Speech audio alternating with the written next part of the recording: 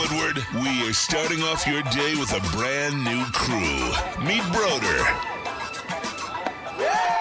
I can't control my arms sometimes. My limbs are just kind of flying. Detroit Kool-Aid. Fired up! Y'all got Kool-Aid. I'm fired up! But with the Wake Up Woodward crew, he's actually a part of the family. Flannel Sam. Ask me about my wiener. Okay. Along with JB and KG. Wake Up Woodward gets you all of your Detroit sports talk. Every morning, 8 to 10 a.m. Live on Woodward Sports. A show for Detroit, by Detroit, with people from Detroit. Tell Siri to set an alarm, because it's time to Wake Up Woodward. What up, though, peoples? Wake Up Woodward. It's a victory show. We got a lot to talk about. I'm Lions Doubt today. Got the NFC North champs BTA shirt on, man. Got the Lions Maxes on today, too. I don't know if y'all can see that. I'm feeling good today. And those Tigers, get the sweep, man. It's your boy Brandon Day, a.k.a. Detroit Kool-Aid, your credential Pistons reporter, writer for the network. Flannel Sam, the vet of the squad, the vet of the network, Red Wings correspondent, all sports knower, and one proud wearer of that Riley Greene jersey. Yes, and I'm going to continue to wear it because it is part of my penance. But you know what? Twist my arm. I got to wear a Riley Greene jersey every day. No! No.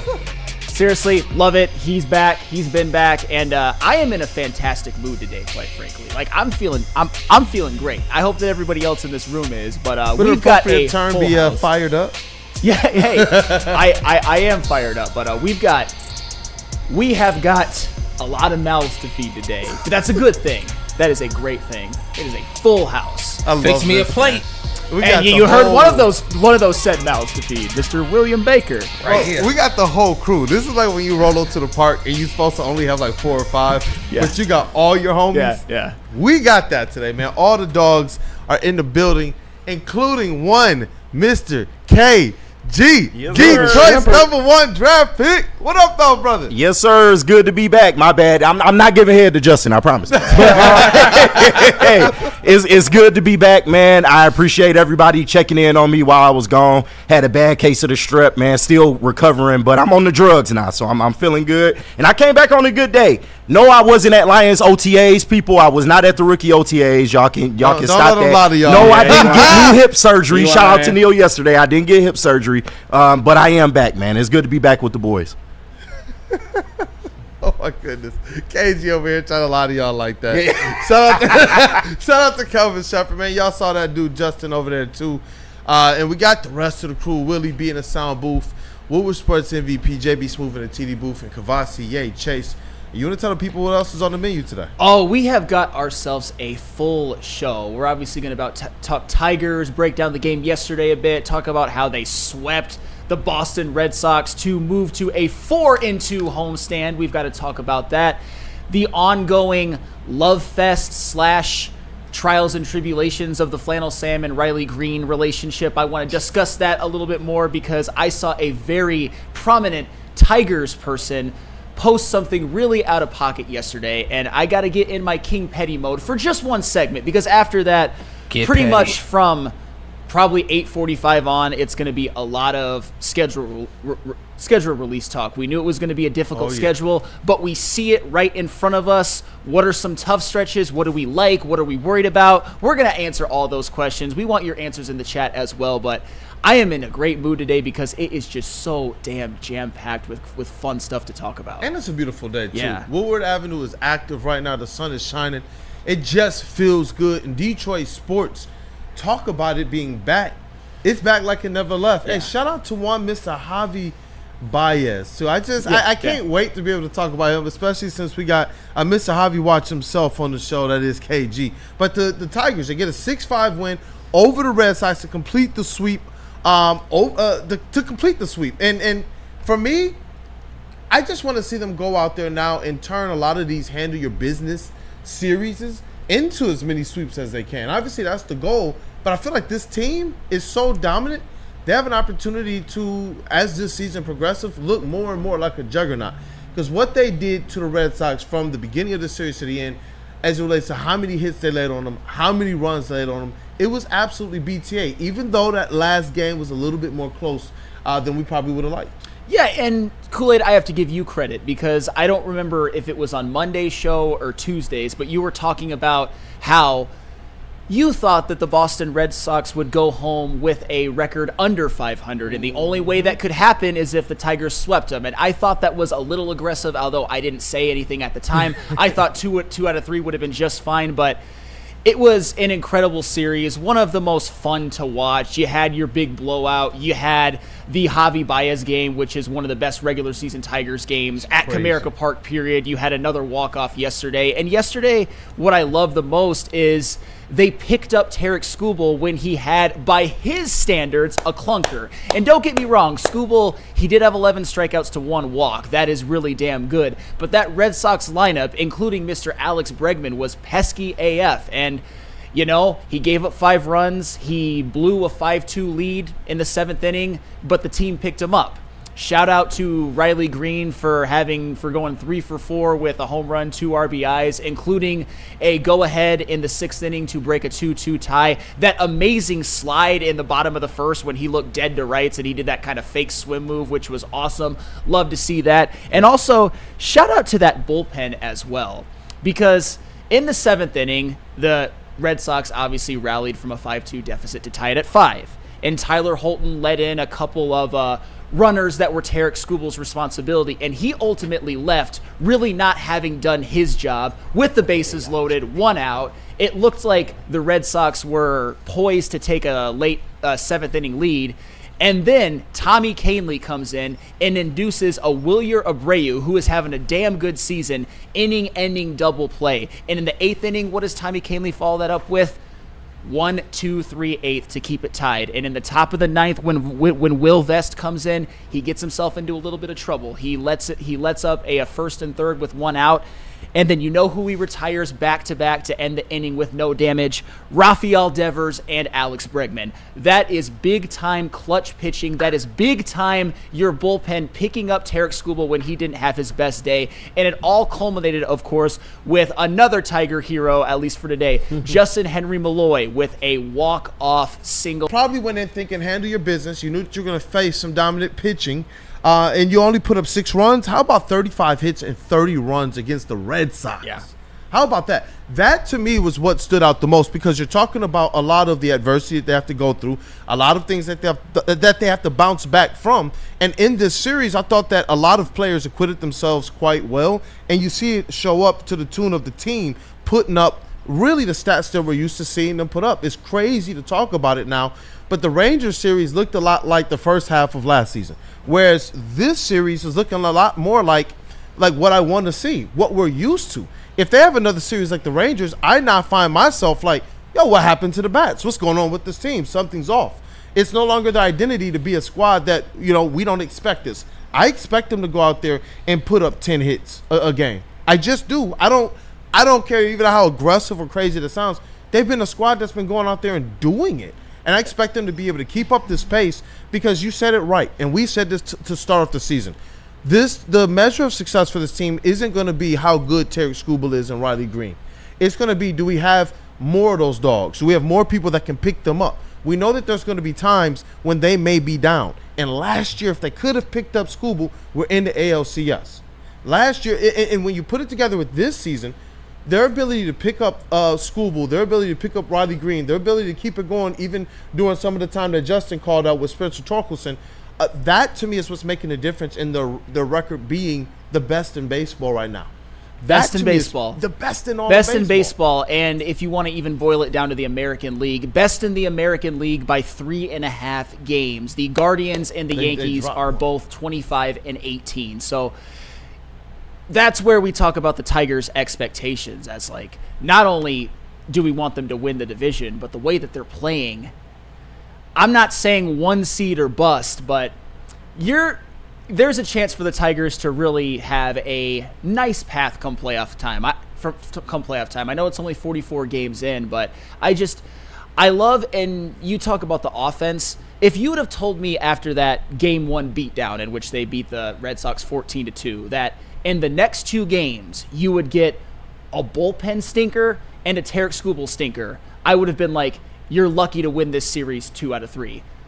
They picked up the bullpen and Skubal. Both of them, or however they say it. Both of them. There you go. And that's incredible. In a series right after their offense wasn't good against the Rangers, they picked up a bad bullpen day, which almost never happens, and a bad Skubal day, which almost never happens. And it's different heroes. Like we all know that Tuesday night, that was the Javi Baez game. That might have been the best regular season moment of his entire career. And then last night, it was the Riley Greene game. Unbelievable. Just love to see them play good team complementary baseball, because it's not always going to be perfect. They're going to have some games or series where the bats are silent. Guys you usually expect to pitch well don't. And they're 29-15, dude. They're 29-15. And there's so much depth on this team. There's so much contribution coming from all over this roster. And KG, I know while you were at home getting healthy, I know that you were clued into these Tigers. Oh, yeah. How much of a pickup was Javi Baez and these Tigers? Javi Baez was amazing. He was the catalyst of this whole series. But this Tigers team. You're telling people Javi Baez is the reason why you're even better right now. Oh, yeah, absolutely. I attribute all my healing to Javi Baez. We all praise Javier in this building, except for one person, of course. But Neil's coming around. We working on Neil right now. But no, this Tigers team, I'm running out of shit to say. It really is amazing, because it's not just this player is back or this player is back. Everybody's fucking back. Like, it's just a matter of each week what player is going to do what.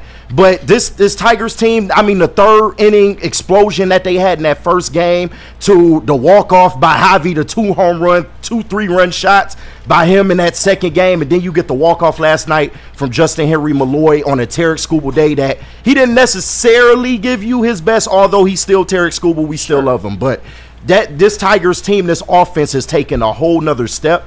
My 22-6 prediction for this month is still alive. I love to see that. Shout out to whoever said that in the chat. And if they can just keep this type of play going, man, that's all I want to see, is the consistency at this point. I'm not ready to say that they can win a World Series just yet. I know y'all don't kill me. But at this point, if they don't win the ALCS, it might be a disappointment of a season. Like, I think we're in those waters now. Listen, push the envelope. This is what we were talking about. Like, do you want cute seasons? Dan Campbell came in and set the bar. Brad Holmes set the bar. No cute seasons. Yeah. We're not doing that no more. Last year was fun and cute. This year is substance. Hey, you're seeing something real legitimate from this team. Exactly that. And that's where I'm looking in the chat. Obviously, the fans, they're feeling fired up right now. I'm seeing that phrase, that WS phrase, from a lot of people here right now, and they're feeling the vibes.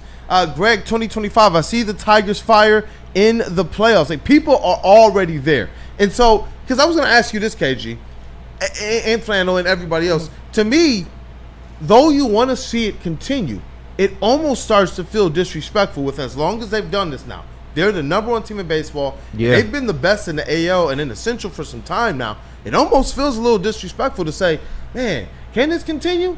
Is this going to be consistent? Because they've just been doing this for a long time now. Yeah, it's just baseball is a very long season. We already know how fickle of a game it is. Yep. So I'm just trying to temper my expectations. Trust me, I'm with y'all. I'm ready to say they World Series bound and are going to win that bitch. Bro, but I'm just trying to temper my own expectations. Second half of last season, though, was crazy. And KG, I think that's very wise, because there are ebbs and flows of a baseball season. When we talk about keeping this up, I still think that's impossible. However, the Tigers have put themselves in a position where all they really have to do is play 5 to 7 games over 500 baseball for the rest of the year, and they probably win the Central. I think that would probably do it. Right now, I'm definitely at win the Central or bust. I'd probably be disappointed if it's a wild card team, if they're a wild card team. But right now, a 29-15 pace is historic. They're not going to be able to keep this up, but it gives them a cushion.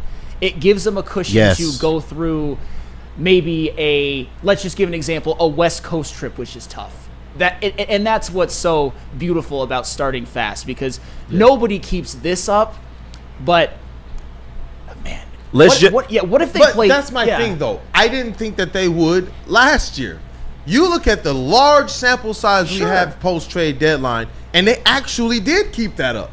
Though they got tripped up towards the back end of the playoffs because ultimately pitching depth wasn't there and the hitting that they have this year wasn't there. That's where, yes, do I believe in the ebbs and flows and the fickle nature of the sport of baseball? I definitely do. And I believe that other teams are going to hit those kind of ebbs and flows as well. But overall, as it relates to the grand scheme of things, do I believe they can keep a first place pace overall, like in all of baseball? I do believe that this team is built for that. I absolutely do. And it's because every player on this team has elevated their game to some degree at very crucial points in this early season. So as Tigers fans, we need to just bring it down a little bit. Let's eat small. Let's start small. Let's keep this lead on the AL Central. That's the first and foremost thing we need to worry about. Let's make that lead as big as we can in terms of being number one in the AL Central. If we end up with the best record in baseball, that's an added bonus. But that's just what I want to see going through these summer months.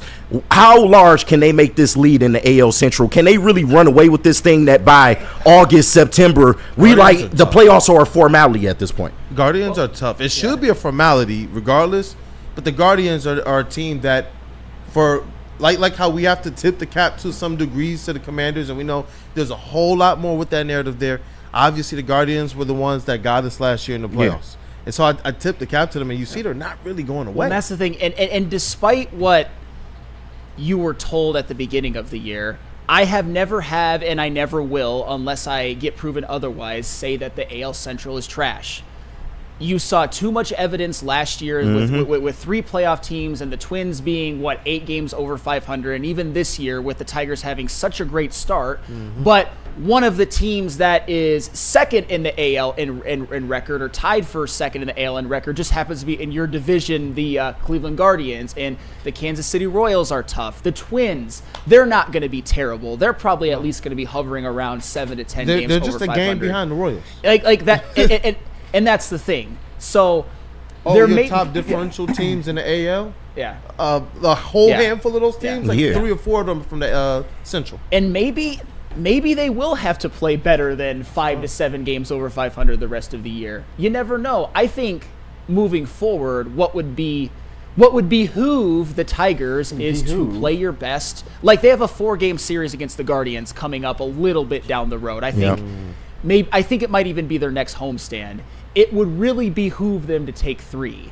At absolute worst, you split. Those are the type of things you need to take care of the rest of the year. It's a huge series. Huge. It's continuing to handle your business and then have the same. You got to have the same identity that's put you on the radar. Last year when they had some wins, people said, well, they're just kind of, filling themselves up by taking out the White Sox of the world. But this year, when MLB.com had to take a closer look at your top teams in the league, and one of 3 teams that got an A grade, they had to say, well, they're actually beating a lot of the teams we like. They're 13-9 right now, included a sweep at the hands of the Dodgers to start the season. So since that point, they were 13-6 effectively against top-tier teams, against quality opponents. These are the Detroit Tigers. I mean, say what you want about Alex Bregman and the Red Sox, but Alex Bregman has been everything that the Red Sox could have hoped for and more. I got to give credit where credit is due. And the Tigers still swept them. I mean, Alex Bregman played great. He's no Javi Baez, but he's not playing center field and third base. That's all I'm saying. But he was damn good this No, series. he had the Tigers number yesterday. But it doesn't matter. Like my point is that they've taken care of business against the teams they're supposed to beat, and they've had some really impressive series against teams like the Padres and the Yankees and the Red Sox, where they show that they belong. Whether the Red Sox are a playoff team or not, we'll see. But they've got a lot of talent, and they were able to withstand a lot of adversity in that series, where they could have laid down, where they blew some leads, where they had a 2-run deficit going into the 11th against in a game 2, but they were able to take care of business, and you just love to see it. And coming up next, I want you guys to indulge me for a second. Because the Riley Greene and Flannel Sam saga has, I think, been a compelling one amongst the chat. Right. I have had emotional highs and lows that cannot really be beaten, I think, even at this network. Sam got that jersey on purpose. I'm convinced. Pretty much. I'm convinced. There was a little bit of a reverse jinx to what I was doing, but I still shouldn't have said what I said, and I'll keep apologizing. But I gotta get a little King Petty next segment. Get your shit off, man. I do, man. Talk your shit, Sam. Come on, Sam. I do, man, and I want Crash you the guys fuck to out. marinate on this before we go to break. Marinate And crash maybe out. it's because I'm such a fan, I'm a little diluted, but I've seen a little bit too much evidence. I don't think Riley Greene is as embraced in Detroit as he should be. I'll leave it at that. I'll explain after the break. Tell us about buddies. Elite. I Elite. can't wait. Hey, look, you guys, you know what's for lunch? It is Buddy's Pizza. But make sure that you're going ahead and download the Buddy's Pizza mobile app so that you can start working your way towards free food. Who don't like free food? I like free Buddies. I like free pizza. I like free breadsticks and more. And you know what? Before you get to that free pizza, make sure that you're using promo code 10mil in the app so you can save 10% off your entire order. So they got you covered one way or another. It's the original Detroit style pizza. Buddies.com. Buddiespizza.com.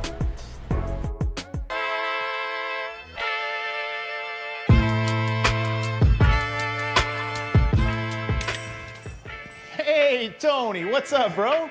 Same circus, different clowns. For sure. You want the usual, the big zip? You know me too well. I threw a little something extra in there for your ma. Oh, Hope man. she's doing all right. Ay, guy, sei un santo. Ah. You're a saint. All right, buddy, we'll see you next time, okay? Grazie. Big injuries, big news. Twice a week, Dr. Jeff Pierce from Michigan Sports and Spine joins Woodward Sports Network for the Injury Insider Report. Big D Energy Tuesdays at noon, and Ermanni and Edwards with Maz Thursdays at 3:30. Get expert analysis and in-depth breakdowns on the latest sports injuries from the man trusted by top athletes in the community, like D-Mac. Whether it's the Lions, Pistons, Tigers, or Red Wings, Dr. Pierce talks us through it all. Don't miss the Injury Insider Report with Dr. Jeff Pierce, your go-to source for understanding the impact of injuries on the games and players we love. Only on Woodward Sports Network. Scan the QR code on the screen or go to MichiganSportsandSpine.com to see if Dr. Jeff Pierce can help you. Walk into any Lady Jane's Haircuts for Men today. Open 7 days a week. Sit back, relax, and enjoy precision haircut, scalp massage, hot leather neck shave, and hot towel treatment from one of our talented stylists. Step up your game this season and take advantage of our $20 haircut special. Scan the QR code and get your coupon today. Lady Jane's Haircuts for Men, the ultimate haircut experience. Open 7 days a week. Walk-ins always welcome. Lady Jane's Haircuts for Men. It's wicked awesome. No one gives away more cash and prizes than Woodward Sports. You don't believe us? Here's our latest $10,000 winner. You know, you guys posted, hey, if you guess all this stuff right, we'll give it's $10,000. I'm like, okay, well, why the hell not? And the winning doesn't stop there. How about our Outkick Your Coverage winner? This guy's got a hot girl. Bigger prizes, bigger giveaways, cash, merch, tickets, and more. All from the biggest sports network in Detroit. No one does it bigger and better than Woodward Sports. Make sure you're following, liking, subscribing on Instagram, Facebook, X, and YouTube for your chances to share in the winning. From Detroit's #1 sports network, Woodward Sports. Hey, it's Planet Fitness. Fitness that fits your budget. No matter where you are, there's a Planet Fitness close by. There are more than 50 in Metro Detroit and thousands more throughout the world. At Planet Fitness, you experience a squeaky clean gym that has tons of equipment, friendly, knowledgeable staff, and a totally judgment-free atmosphere. Did you know that all Planet Fitness memberships include fitness training for no extra cost? Want all the perks? Upgrade to the PF Black Card and enjoy use of amenities such as unlimited use of the Black Card Spa featuring hydro massage, massage chairs, and total body enhancement, and more, along with access to over 2,500 locations worldwide and unlimited guest privileges. For more information or to join today, visit your local Planet Fitness or planetfitness.com. What up, dope people? We are back. It is Wake Up Woodward, and you know what? I feel like it's about to be a love fest for Riley Greene here. And when Flannel Sam tells you guys that it is a roller coaster, it is. We saw him go from defending Riley Greene against all of the people who say he should be sent down to the minors to suggesting maybe it wouldn't be a bad idea. But I wish I could go back and slap myself in the face. Like I'll be you were transparent. pressing. I was down bad. I was like I was this close to like checking myself into the cycle. That morning he might have had a white I know you claw. did, He KG. might have had a white claw with him, but you know what? I think we should set the mood. We've done this a couple times this week, but we actually got the mood setter 1, Mr. KG. We got to satisfy that like button. Hey, do we? 4-1, Riley Greene. Hey, you know it'd be the best when you fresh off that sickness too, when you satisfy that like button. Yeah, let's do it, man. I kind of missed this, so let's get into that mood, man. Maybe set some candles, get some music going. I see you in the booth, Willie, but just go ahead and tap that like button a couple times. You know, we back, baby. We all back together as one. So let's share that together as one. Hey, smash that like button. Let's run it up because we got to set the mood right now. Yeah. Hey, take it away, Flannel Sam. All right, so obviously my favorite Detroit Tiger is Riley Greene. You don't say. Thank you for humoring me there. All right, thank you. I was waiting for somebody to like affirm me on that, but I obviously had the day that I'm most ashamed of on the show, in which I suggested when he was really down bad that if he doesn't get it together, as guys continue like Matt Vierling, who looks like he's going to be up soon, and Parker Meadows, who hopefully comes back soon, if Riley Greene continues to scuffle and continue the worst slump of his life, that maybe there was a little bit of validity to what people were saying. So if people are going to accuse me of flip-flopping or tell me that my opinion doesn't matter because of what I said, it doesn't make any of what I'm about to say less true. I'll just say that. And I'll be wearing his jersey the rest of the year as my penance because nobody is more thrilled that his OPS got over 800 and is now back over 800 than myself. And the fact that it correlates with the Tigers having a 29-15 start, that's really ultimately all that matters. But on Tuesday night, game 2 of the series, it was obviously a back-and-forth game. One of the most exciting games we've ever seen at Comerica Park. I think any of us have ever seen at Comerica Park. And I know, Justin, you were in the house. That had to have been an absolute thrill. Oh, yeah. At one point, I see Chris Castellani get on Twitter and say something that I thought was a little disrespectful. Do you have that, Mr. Smoothness? Oh, wait. Jay? What he said, or? The Chris Castellani tweet. Oh, no. I don't think you sent that one to me. Oh, it's not in there? No, it is not. Oh, I thought I put it there. That's all right. But basically what he said was, is it time to start having the conversation about how Riley Greene isn't clutch at all? Which I thought was completely unfair. And Chris Castellani knows better. Just like I knew better, but I failed in my analysis as well. Chris Castellani knows that there are ebbs and flows of a baseball season. It was during the middle of a game in which the Tigers were deadlocked with the Red Sox, were 27-15, and they ultimately ended up winning that game to get to 28-15. And oh, by the way, Riley Greene actually started the scoring in that game with a base hit with runners in scoring position. So I don't think Riley Greene is unclutch. I think what we saw last year with my own eyes proves very much that he is not unclutch. But I decided to dive into the numbers a bit. And this is the Chris Castellani tweet. Thank you so much, JB. Are we ready to have a talk about how Riley Greene isn't clutch at all? Crazy. So I decided to go back to some numbers in the 2024 season, if you've got that, JB Smooth, to really just kind of highlight some things. This was Riley Greene in 2024. Runners in scoring position, 874 OPS. Runners on base, 876 OPS. Bases loaded, 1,500 OPS. On a small sample size, but that's really good. Late inning pressure, there's like a metric for late inning pressure at bats, 966 OPS. Late inning pressure with runners on, 835 OPS. In the 7th inning or later, 886 OPS, extra innings, 1.045 OPS, and his overall OPS was 827. What this all proves, what you can actually put numbers to instead of your stupid little emotional thinking during one game, is that Riley Greene, during the season in which the Tigers made the playoffs for the first time in 9 years, was the first real positional player all-star for the Tigers since 2017 Justin Upton, no I don't count 2022 Miguel Cabrera, led the Tigers in every hitting statistical major category on said team that made the playoffs for the first time in 9 years. Let's just throw all that away. Let him cook. He's had a bit of a slow start to the season in terms of clutch numbers in 2025, and you didn't get what you wanted in a couple situations from Riley Greene in one game. All of a sudden, you're like, nah, Riley Greene's not clutch. That's just dumb.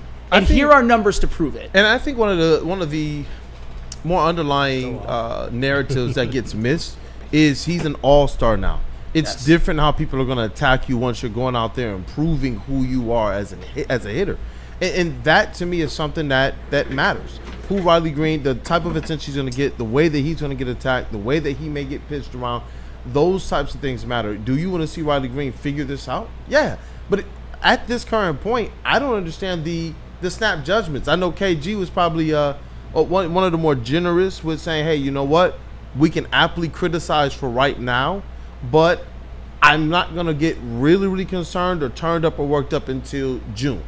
You know, and I think that that's more appropriate. For me, I like to wait until you get into the summer months before we make any type of declaration on surefire hitters.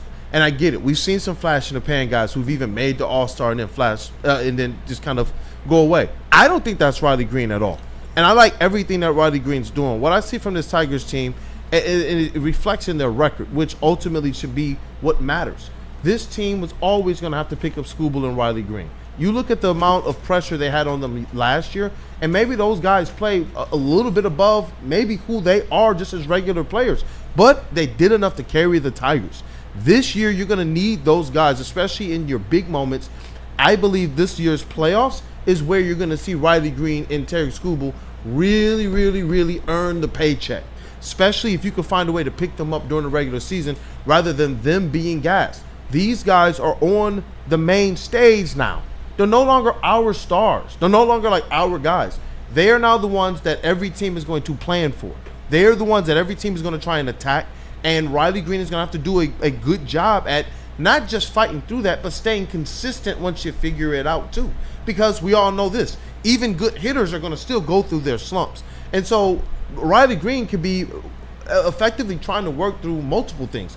Just getting into the rhythm of the season himself while still realizing, wait, people are doing different things than I'm used to from last season, and he's just going to have to figure that out. Riley Greene, though, professional hitter, professional ball player, all-star in my eyes. Not one of those flash-in-the-pan guys, and I do believe he's one of the ones that will prove, if you're not there yet, that you just go with the flow with him. I don't think next year, if he gets off to some type of a start like this, I do believe that people are going to be a lot more patient with him once it's something that is I guess more proven with experience and time. And I learned my lesson because he's come back with an absolute vengeance. And you did it to yourself, though. You just wanted to buy a jersey. He did. He set that whole thing up. What he did is like Sky Harris trading Jack Flaherty and getting them back in the offseason. That was fucking genius, Sam. But and you know what? I'm not going to take credit for it because I have integrity.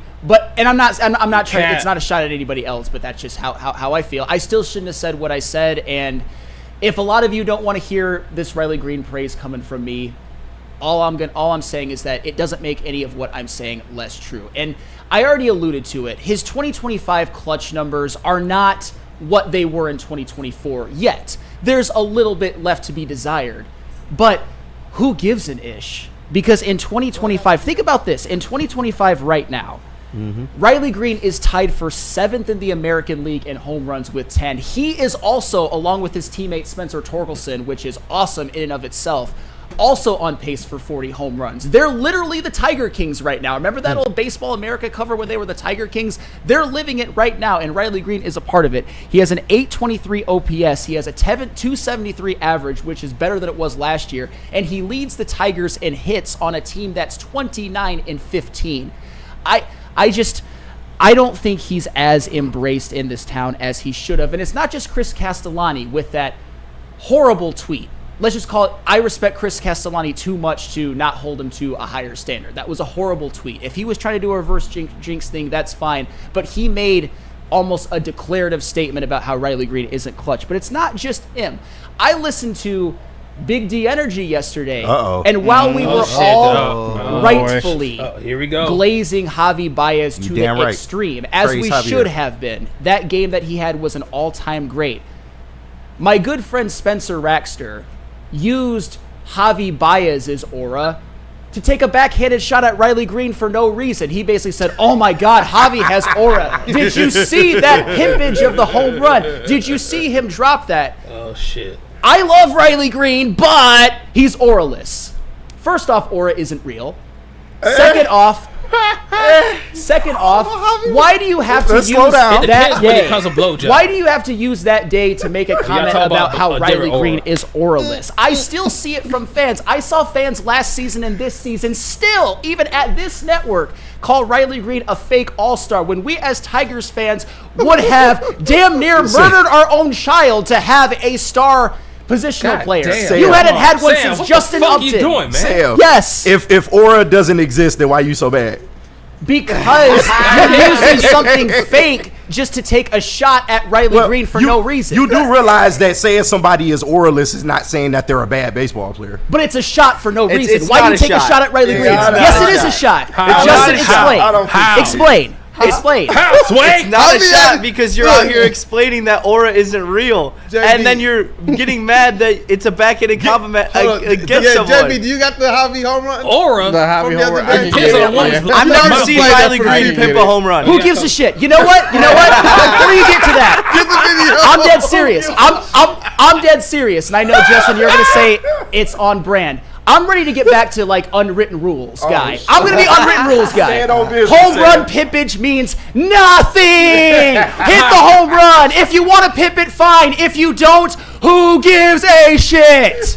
Come on. Did you hear me call Riley Greene a fake all-star? Look at this. No, I'm not Yeah, saying because you. I'm not. I'm not saying you. Tell me aura doesn't exist. And that's awesome. Come on. He did the many moves. Ramirez, man. And that's awesome. The bat. Riley Greene's home runs count just as No, much. they do, Not Sam. like They do. Bates. It's not calm Bates. down. Riley's Greene's not- going Greene's down. not Hey, Bates. Justin, tell me aura Greene's not doesn't Bates. exist. Placido was going down the sideline. I was like, that is aura. But the way Riley Greene plays, you can much compare it to Cade Cunningham. A lot of people would Cade say got aura too. Cade do got aura. I can't lie. Yeah, but that's not a good but comparison. Cade's play style doesn't necessarily indicate aura, and that's kind of what Spencer was getting at. It's not that Riley Greene is a bad player. It's just stylistically, it just don't look as flashy as what Javi does sometimes, especially when he's. If he had a better running form and didn't make it all the way home, we'd be knocking him then. We do not embrace Riley Greene as much as we should. He should be one of the most beloved. What do you mean I don't embrace I'm it? not saying you. I'm not saying you. There are people who are good. Sam, this the wrong hill to die on. It is not a hill to die on because you still saw people making fun of his run of his run style. You still see people act does like run like a tiger. this lineup is missing something KG. because Riley Greene is good, but you can't win anything of significance with him as your best player, even though you went to the playoffs and won a series with him as your best player. And I will say this: if you okay, go ahead. No, I was gonna say He ran his Stephen blood Baffert. pressure up, KG and Justin. He said- Blood pressure high. Y'all ran his blood pressure He up. says, "Look, I am with Sam on this.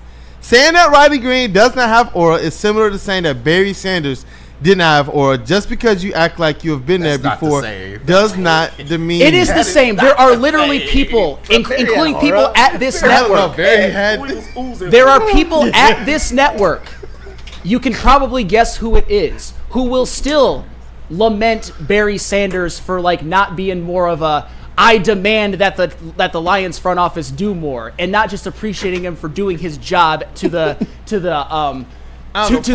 of being the best running back in the Do league you pretty know much how since much the day he aura went in. it is in saucing dudes with a straight face? Like, not even Yeah. cracking a smile. Yeah. Not even like, ooh, look what I did. My man's just out there like,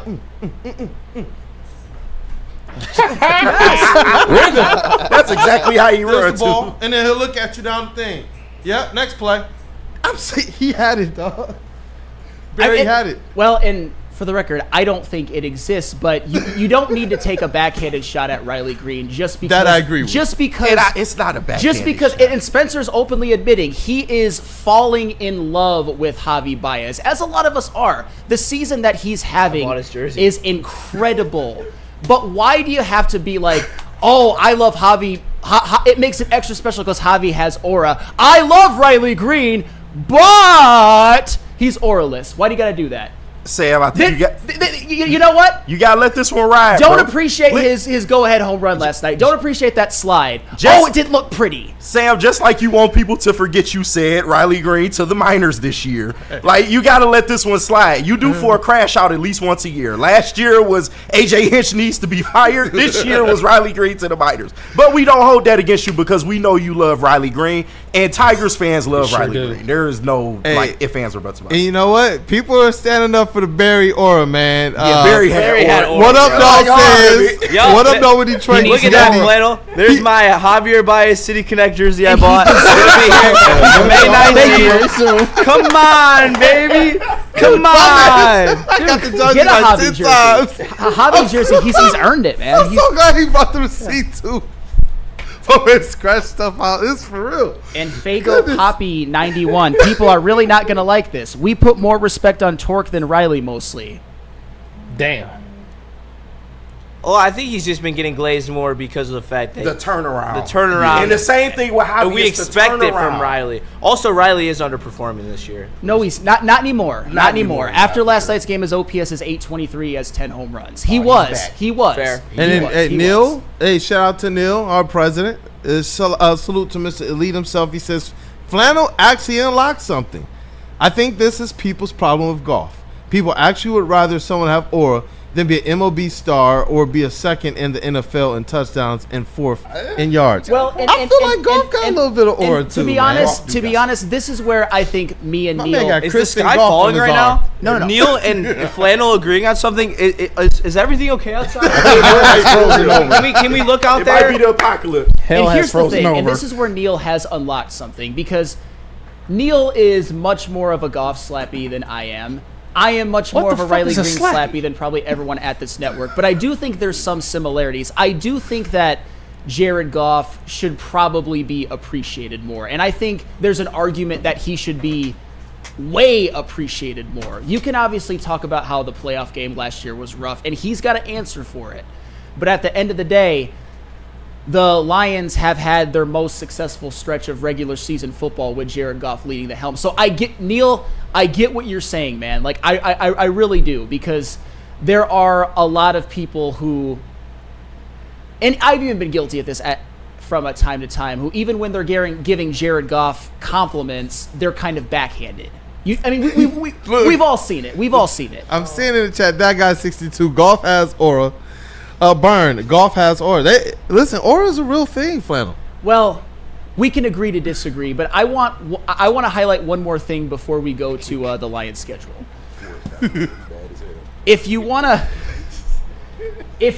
to get on the fact that Riley Greene maybe didn't perform up to his standard, I'm not going to say maybe. He didn't perform up to his standard in last year's playoffs. I will give you that. But JB, I've got one more example of why that's not a shot either. Oh, yeah. Comparing him to some of the other stars in the MLB. You know that I like to do that.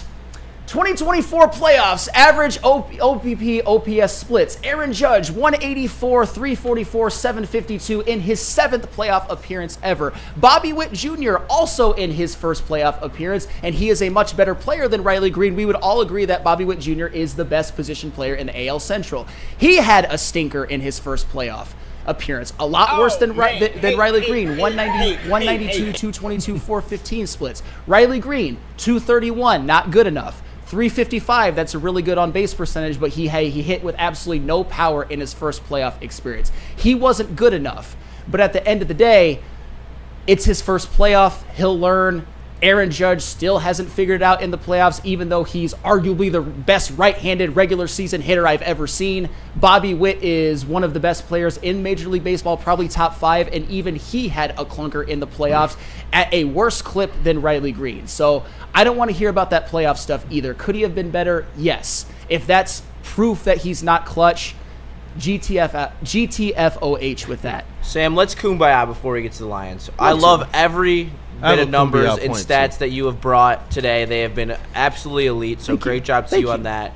The advanced metrics for Riley Greene being clutch past the 7th inning were very great. And these, it's the first playoffs, and you're seeing a guy like Aaron Judge, who's been in 7 playoff experience, unknown playoff choker, and you got Riley Greene, who's putting up similar stats, higher batting average, higher on base percentage, just didn't hit for much power that series, and that's okay. That's something that develops as you get more used to that environment and that high pressure, high leverage situations where that big swing of the bat is what changes the momentum of playoff series. So I do think that Riley Greene is still the best pure hitter on this team and will be the guy who is leading the charge in the postseason, except for maybe Kerry Carpenter. Sure, and for the record, I can acknowledge that this season he hasn't been the best player on the Tigers. I would say that Torque has been better, Javi's been better, Carpenter has been about.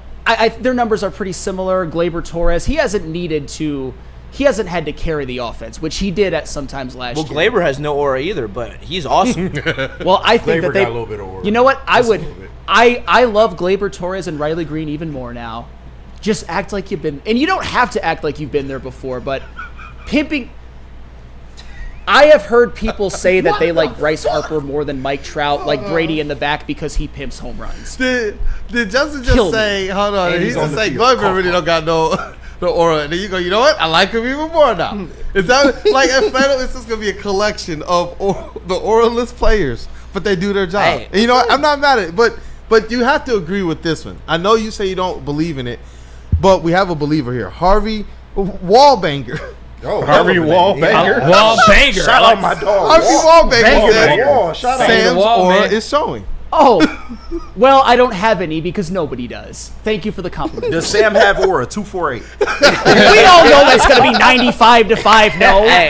Look, we got a like poll right now. Smash the like button if you have aura. 92% of the I know people one say had good aura. They have aura. We knew Sam didn't believe in aura when I quote, all meat, no sides. Exactly. Aura. Pause. all time Sam quote right there. My man put lettuce on pizza. That it just screams no aura.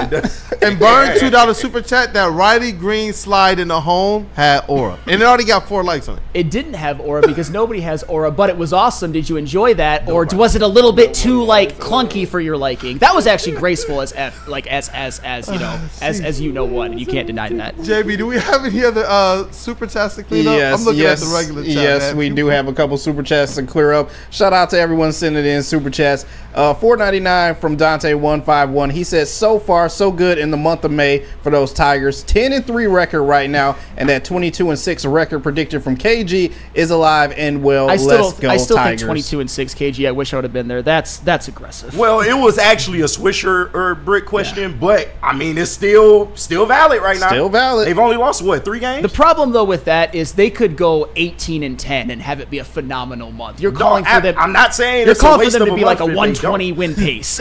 I'm just saying it's possible. That's all I'm saying. Hey, I doubt it, but if you're right, I will be thrilled, and we can. I would say I'd kiss your feet, but you don't want me to do that.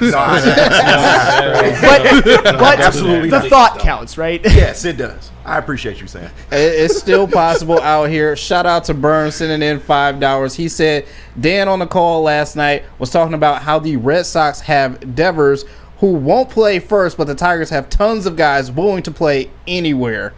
That's fair, and that's kind of a wild situation with Rafael Devers. But you know how I feel. Rafael Devers is still damn valuable because he can swing the hell out of that bat. And glad that the Red Sox went home battered and bruised with that sweep. But there were a lot of impressive performances by our Red Sox position players. It was actually, as a baseball fan, even though we booed him rightfully, when you watch a guy like Alex Bregman, for example, hit like he did and they still lose, I tip my cap. I know that I'm appreciating someone who could very well end up in the Hall of Fame someday, but it's still, F. Alex Bregman. You have the chat, dog.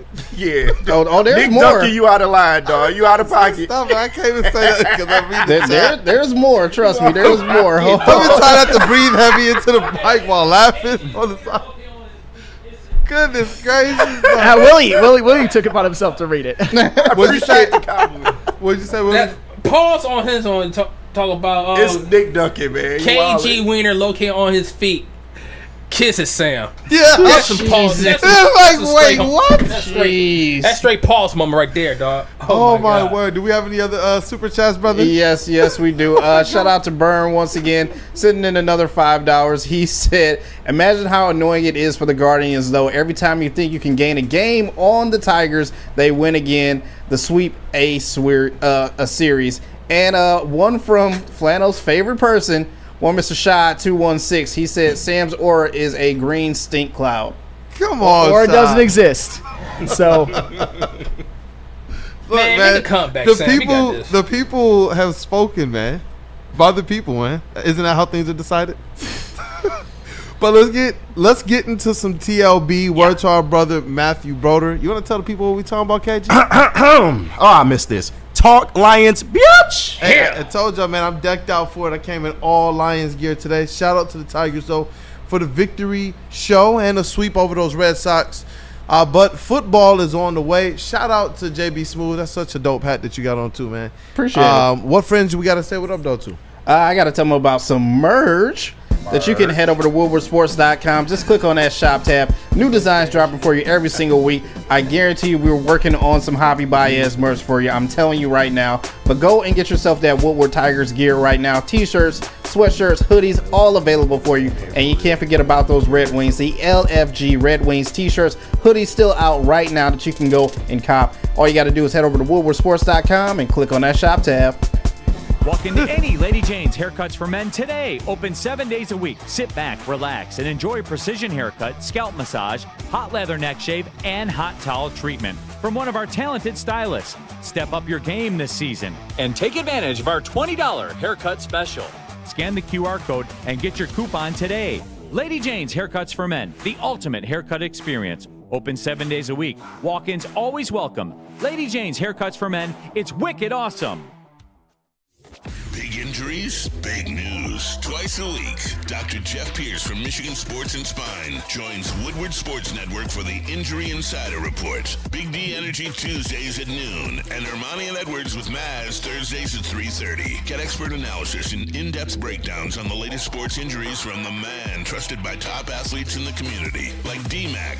Whether it's the Lions, Pistons, Tigers, or Red Wings, Dr. Pierce talks us through it all. Don't miss the Injury Insider Report with Dr. Jeff Pierce, your go-to source for understanding the impact of injuries on the games and players we love. Only on Woodward Sports Network. Scan the QR code on the screen or go to MichiganSportsandSpine.com to see if Dr. Jeff Pierce can help you.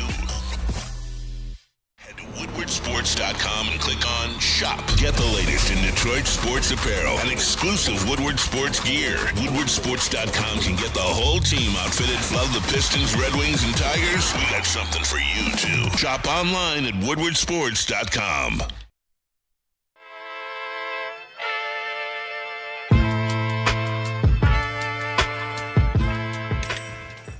Hey, Tony, what's up, bro? Same circus, different clowns. For sure. You want the usual, the big zip? You know me too well. Oh. I threw a little something extra in there for your ma. Oh, Hope man. she's doing all right. Ay, guy, sei un santo. You're a saint. All right, buddy, we'll see you next time, okay? Grazie. Shout out to the good people over at Loom, and how convenient that I'm talking about the buzzing drink, and I got one right here in my hand. Hey, what? Michigan is buzzing right now, not just off the Tigers, but off this drink as well. 7.5 milligrams of real THC wrapped in bubbles, crafted with real fruit juice and no artificial sweeteners. They're big in flavor, but low in calories and 100% hangover free, and I'm gonna be down in these things later on. You can also try their different flavors, raspberry lemonade and peach. Crack a can, take a sip, and catch a buzz. And listen, you can catch a buzz with 30% off online or in store. You can get some of their great products over at Loom. Flour, drinks, edibles, whatever you need to get right, Loom got you, man. Go to Loom.com today. Use that code word WSN30 and get 30% off. Welcome back. It is Wake Up Woodward, and Aura has absolutely taken over the chat. Shout out to Buzz and Shepard over there for doing that live read. Hey, and people said that you're not slick, man. They said that you show up back to Wake Up Woodward just when, Kelvin Shepard takes off from Lions training Listen, camp. man, I was not at the Lions rookie OTAs. Then why is your boy right. Listen, I know Kelvin Shepard was out there yelling and all that type of He stuff. was, man. Come on, man. Wait, you cannot confirm that I was there. So. I know about the TLB, but Justin had a picture, and Cavassier Chase has a question as well. And both of these things are pretty, we have to get to the bottom of this. Because Aura, according to the chat, is a real thing, Flannel Sam. Absolutely. What, you sent something, did you send something, that dude, Justin? That's what she told me. Yeah, I sent it to the Wake Up Woodward Slack. All right, give me a sec. You said that this is the definition of Aura, right? Oh, wait, I sent the wrong one. He said he sent the wrong one. But while he's getting it, I know Cavassier Chase, you had a question you wanted to be able to ask. sheesh. Come on. But the question I know he did ask, yeah. Come on, man. Right, get up out the spaceship, man. Shout out to Willie. Shout out to Willie. I was just gonna ask Sam during the last segment if you had to choose one, Aura or Moxie. And we had this off air, by the way, and I would choose neither, but if I had to choose, it would You be have to Aura. pick one. Because I always my big thing with Moxie is it's literally only used as an adjective to Baker Mayfield. And I think Moxie is a synonym for douchebag. They used him in college flashing his nuts at the Kansas bench as like Moxie Baker Mayfield. No, that was Aura. You know what I loved? You know what I loved? Right there. Manziel had that same aura. And how Johnny Manziel do in the National Football League? He drank and drugged himself out of the league. So congratulations, Johnny Football. Congratulations. and Baker, the renaissance to his career that he's had in Tampa Bay, I am not a hater. I'm not going to deny it. He was really damn good. But, you can talk about him, grabbing his nuts and everything and acting like a douchebag against Kansas. No wonder they didn't want to shake that prick's hand. Although when you're Kansas and you're terrible, I get not the best look. But I like the Moxie the most when he tried to run from the goddamn police. Or not even run, like slow jog. Well, you all seen that video back in college. Yeah. Shout out to that guy 62, a member for 24 months in the chat says. Shout out. Aura is inevitable, Sam. Say it. No. You know who has Aura, No. Sam? Who has Aura? Patrick Mahomes. You know what? You know what? Aura's still not big. I wish y'all could have seen Fennel's face right after that. That's I think we're making him a believer. Patrick Mahomes does have 3 Super Bowl MVPs. I like that more than Aura. Oh man, He lost his aura when he cut his hair though. But you know what? I see Stick in the chat as we're about to get into this TLB. He says Jared Goff is Aura personified. Well, nobody is. You're not going to get me on this because it's not real. Like it's the not salary real. cap. But we now the salary know cap is real. Not just who the Lions are playing, but exactly the order they're going to play these teams too. And I wonder how much of this aligned with what the players wanted, because we've heard many different kind of takes. One of the more popular ones is, get those cold and those outside games out the way early. I believe that was via Kirby Joseph when he was sitting down with Rich Eisen. And so now we got that schedule. Yeah. You got the schedule release graphic? Yep. Smooth? Man, yeah. So now that we see it all in front of us, looking immaculate, looking tough at times. Shout out to Ryan Lentz. Shout out to Ryan Lentz, the best in the business. But I look at a couple of different pockets of the season, because this schedule, on paper at least, and you never know how it plays out, it's more difficult than it's been maybe in my entire life as a Lions fan. On paper, by the way. I look at those first 3 games. I look at Green Bay, home against Chicago, at Baltimore. If you go 2-1 in that stretch, I'm throwing a parade. At Cincinnati and at Kansas City back-to-back, I think you got to split those. I think you got to split at Washington, at Philadelphia back-to-back, and I think you got to split at Minnesota and at Chicago back-to-back. How I see this playing out is they do go 2-1, 1-1, 1-1, and 1-1 respectively in those scenarios, and they lose 1 game at home in maybe an inexplicable fashion, and they end the season 12-5.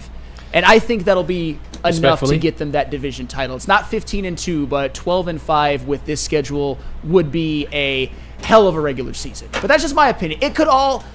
One of these guys could, in theory, go down with a season-ending injury. I don't want to put anything out in the universe because I like seeing the best players play, but on paper, it looks like a 12-5 schedule to me.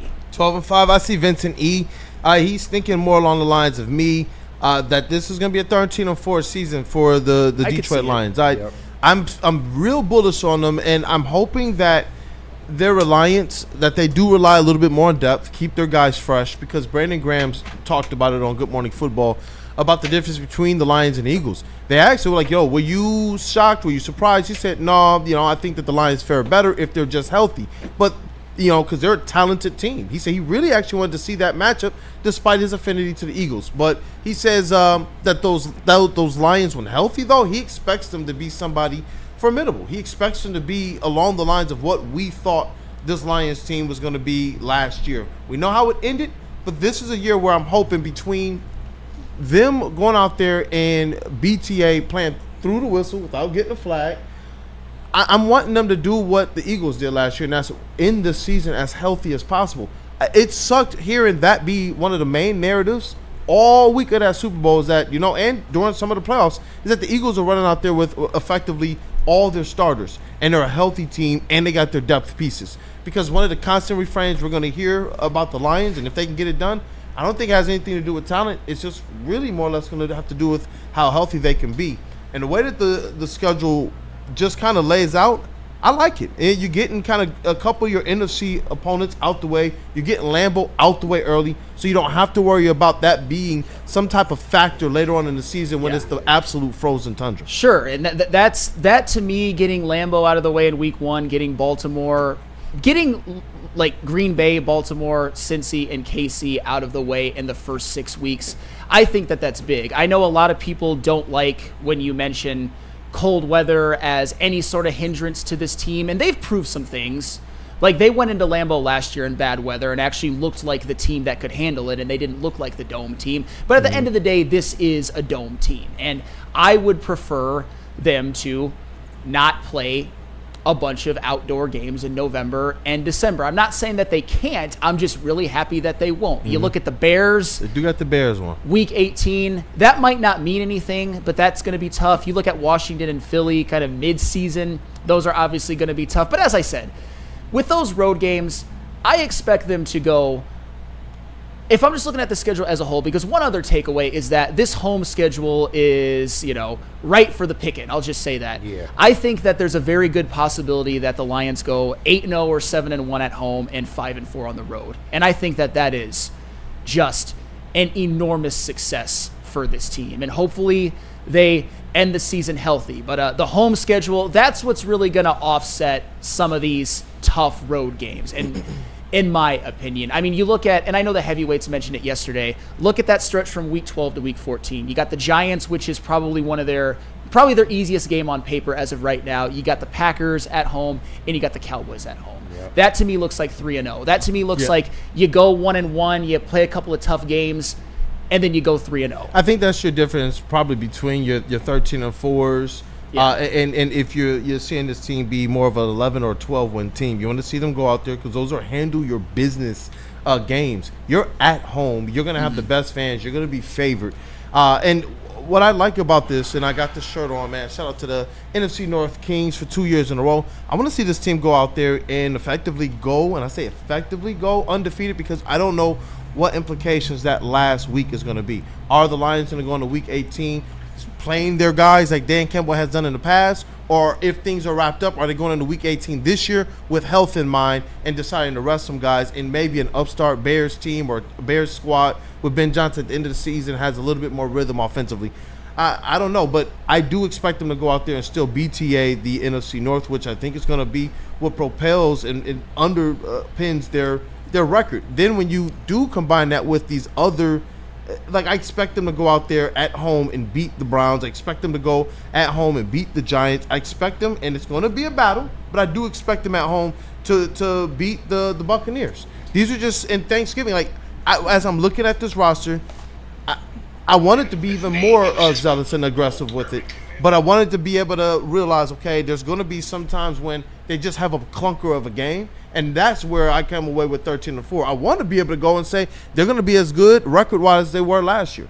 I think that this record, this schedule, I don't believe that it's as daunting a schedule. When I kind of look at last year's, I thought it presented some challenges, but early on, if they can handle the Baltimore Ravens, I do believe that this sets up well for the Detroit Lions to go 13-4. You called 15-2 again? 13-4. Okay, all right. Nobody called 15-2. Not calling 15-2. No. I wouldn't have called that last year. I didn't mean to say again. My bad. But I think last year I might have called for 12, but this year I'm calling for 13, and it's because I believe the Detroit Lions are a big boy team. I know that I'm looking at some squads, some teams on here that traditionally we're like, man, it's the Ravens, it's the Eagles, they just won. The Commanders just beat us. I just don't really care about that. Even the Buccaneers, we understand how good they were, and they wound up getting us. Those are going to be your problem games. I know that the Rams have improved a lot, but I still look forward to the Detroit Lions owning and controlling that game and that narrative. And so I don't know if the Lions are who we say they are. This is a team that should go out there and realistically win 12 or 13 and lose no more than 3, 4, or 5 games. And that Rams game right there, that's one that I didn't mean to gloss over because it's not. They've got like an absurd gauntlet, at least on paper, of like back-to-back tough road games in 3 different sections. One where you play 2 out of your first 3 on the road. But that Rams game, I'm higher on the Rams than a lot. I know that they've got a lot of talent. No, they improved. They've got a young defense with guys that are continuing to grow, like Verse and Braden Fisk, et cetera, et cetera, et cetera. They got Devontae Adams to create a Puka Nacua and Devontae Adams duo, which could be tantalizing. I think that one could ultimately be for seeding, ultimately could determine whether or not the Lions have a winning road record or not. But one thing that I wanted to, there are a couple other takeaways that I have before I throw it over to the rest of my crew. This defense is going to get tested. Yes. The pass rush is going to get tested. The secondary is going to get tested. And one of the ways that I want to highlight that, and JB, I apologize if you have to take the schedule off for a second. No, you're good. But I got one more thing I want to show, which is the quarterbacks that the Lions are going to be facing. And when you really look at it, it's pretty daunting. In my opinion, these are the 8 best quarterbacks in the NFL. And these are in alphabetical order, not because I didn't want to create controversy with any sort of ranking. Josh Allen, fortunately, you don't play. I'm glad to miss him this year in the regular season. Although that Super Bowl, we'll see. But Joe Burrow, play him on the road. Jaden Daniels, road. Jared Goff, he's ours. Jalen Hurts, road. Lamar Jackson, road. Patrick Mahomes, road. Matthew Stafford, road. If you guys have any beef with the top 8 quarterbacks, that's fine. But I think that that's a pretty reasonable list. And the Lions got to play 6 out of 8 of them on the road. And Jared Goff, being ours, obviously we don't have to play him. Fortunately, Noah, Josh Allen, that's going to be tough. The pass rush is going to get tested. The secondary is going to get tested. Whether or not they're going to have trouble with any sort of mobility is going to be tested. It's daunting. Am I saying that they can't do it? No, but I think you're going to be happy. You're going to have to accept, in my opinion, a couple of days where maybe your defense doesn't look the best. Maybe you lose a game that you don't want to lose. But in the big picture, this might actually be helpful because this is a gauntlet. You can't deny it. It's a gauntlet. But I also understand when you look at those quarterbacks up there, there's one named Jared Goff. Sure. And the pressure that the Lions offense can put on those teams' defenses, despite what their quarterbacks are, that to me is going to be one of your biggest factors. This Lions offense, when it's in rhythm, nobody's stopping them. Nobody. And they can put points up on you fast. And I get the notion and the narrative of, but they got a new offensive coordinator stepping in. I don't think that that's going to stop them. I'm actually under the belief that they're going to start out more in rhythm this season, better than they did last season. And by the time you do get into week 6 through 10, 11, 12, you're going to see a well-oiled machine that's going to go out there and can attack you from many different points all over the field. Because what's going to wind up happening is exactly what we said over the last 2 years. People who wanted to discount the Lions to certain degrees because of who we were playing, it's like, but do you understand that the other quarterback has to be darn near perfect? You have to be a superstar. You have to literally be like one of the next comings to be able to defeat the Detroit Lions. And when we've seen them lose, it's been only those types of performances realistically from quarterbacks. I still hate the freaking broadcast for playing Baker Mayfield's moxie of a juke, and then they didn't. And for the record, I believe in Baker Mayfield as a good NFL quarterback, but the Buccaneers did not win that game because of Baker. They won that game because they held the Lions to like 1 out of 7 on red zone. Yeah. And shout out to them and shout out to Baker for making the plays when it mattered. But in that game, the loss, in my opinion, was, you're right, it was on the defense, but we haven't seen anybody else do that to the Lions. And that's where I put a lot of my faith in them. And they aptly came out and said, look, we're not in rhythm right now doing that. And that's where I look at this and I say, I do believe in Jared Goff. I do believe in this Lions offense being one of the best top 2, top 3, and can put so much pressure and can control the time of possession. When you're talking about David Montgomery, Jahmyr Gibbs, when you're talking about possession receivers, when you're talking about a Sam Laporta, who I hope they do utilize a little bit more this year, that's where I think that this team has opportunity to go in there and not just neutralize some of these top quarterbacks, but to go in there and actually have the advantage in a lot of these games, despite who's on the other side. Yeah, and the offense is I'm not concerned about them and Goff, even if they have to get in a couple of shootouts, which I think is probably going to happen. Yeah. Like there's no denying that, because there's another aspect that I want to highlight, and it's not meant to instill fear. It's just I was perusing, because I'm not afraid. I'm just accepting that they're not going to be 15-2 again, and that's okay. The secondary is going to get tested quite a bit as well. This DJ Reed, CB1, Carlton Davis, Amik Robertson, Rakia Sin, Avante Maddox, obviously Branch, and Joseph. Secondary is going to get. Did I? I thought I said Arnold. Nah, you might have. I might have. I obviously meant it, because he's going to be starting. And a shout out to the Thanksgiving Day games as well. Lions are always there. The Cowboys are playing the Chiefs. That'll be fun. Bengals, Ravens. That's always a really fun matchup. Those AFC North clashes are pretty great. But why I highlighted the secondary, and I got to give credit to my good friend and old showmate, Mr. Lucas Klotz. Shout out. Shout out, Lucas. He brought up that there's a lot of great wide receivers that the Lions are going to have to face. And I'll just kind of go through them briefly by the schedule. Bears, DJ Moore. Browns, Jerry Jeudy. Bengals, T. Higgins, and Jamar Chase. Or Jamar Chase and T. Higgins. Chiefs, Rashee Rice is back. Buccaneers, you've got Mike Evans and Chris Godwin coming off injury. We all know about the Vikings. Jefferson's the best in the league still, in my opinion, and Jordan Addison is a damn good number 2. You got Terry McLaurin with Washington. You've got A.J. Brown and Devontae Smith with the Eagles. You've got Malik Neighbors, who was Odell Beckham-ish in his rookie year with the New York Giants. He was damn good. You got the Cowboys with CeeDee Lamb and now George Pickens. You've got the Rams with Puka Nacua and Devontae Adams. You've got the Steelers now with DK Metcalf, and obviously the Vikings and Bears again. So the secondary is going to get tested. And the pass rush hopefully can, and this is where Hutch being back and hopefully Davenport being healthy and Josh Pascal taking a leap, or they get someone else that could play a role as well. Put pressure on these quarterbacks so that, a Terrion or a DJ Reed don't have to cover in man for 4 or 5 seconds, because it's going to be tough. This defense is gonna allow some plays. I think there's gonna be a couple of receivers that go off a time or two, but it doesn't matter as long as the Lions win. You look at 2023, Justin Jefferson individually absolutely murdered the Lions, but it didn't matter because his quarterback was Nick Mullins, and the Lions still won those games. I think the Lions might have a couple of games like that where maybe you look up and it's like, damn, Jamar Chase has 130 yards and 2 touchdowns, but the Lions win 38-31, and that's more than great. And I think that's the key.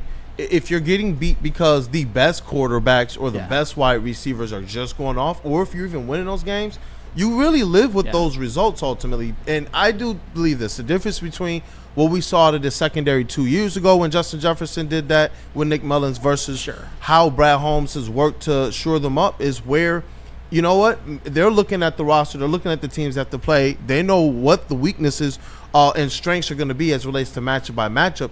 And I am more bullish on the secondary. Obviously, there's still some questions, though.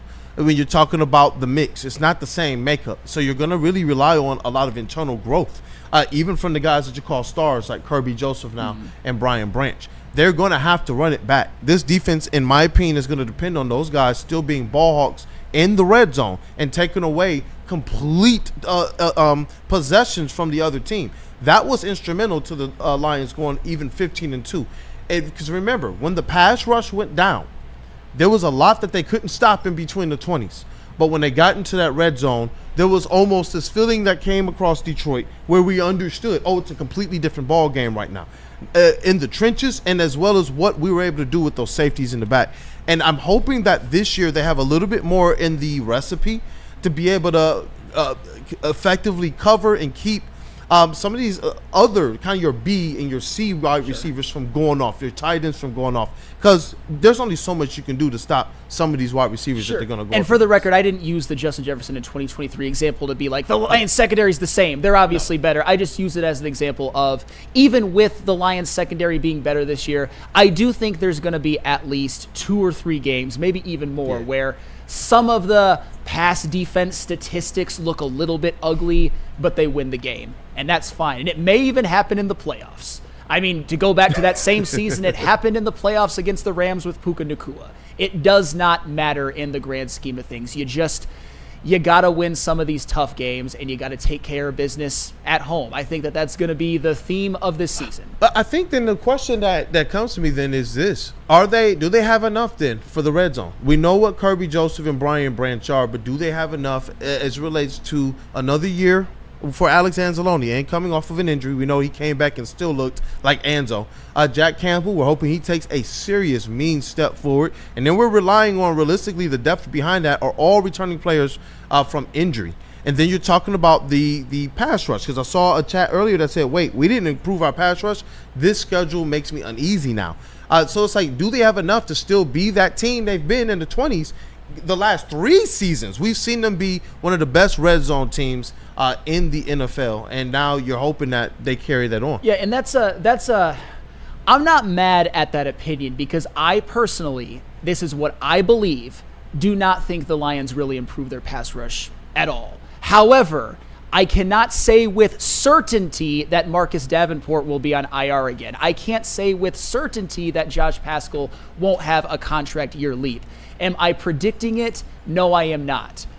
But even if it's just Aiden Hutchinson and the D-line and not a whole lot as a bookend, I have a lot of faith, even if this Lions defense, endures some attrition, not as much as last year, but some. I think they will be a good red zone defense, and I think that's going to be critical. You're going to win a couple of these games by a field goal. I really believe that. Or you're going to win a couple of these games by 4 because let's just say the Bengals or the Commanders, which I would love to get back on them, kick a field goal, and then the Lions counter that with a touchdown. I think that's going to happen. I'm glad you said that, because we've seen them go out there and drop 50 and blow teams out, but we've also seen that they're built to win those close games too, which is why we were so ecstatic to see them go and get Jake Bates, because it changed up the philosophy and the strategy that they were able to do in some of those close games that we saw them win. But what up, though, KG?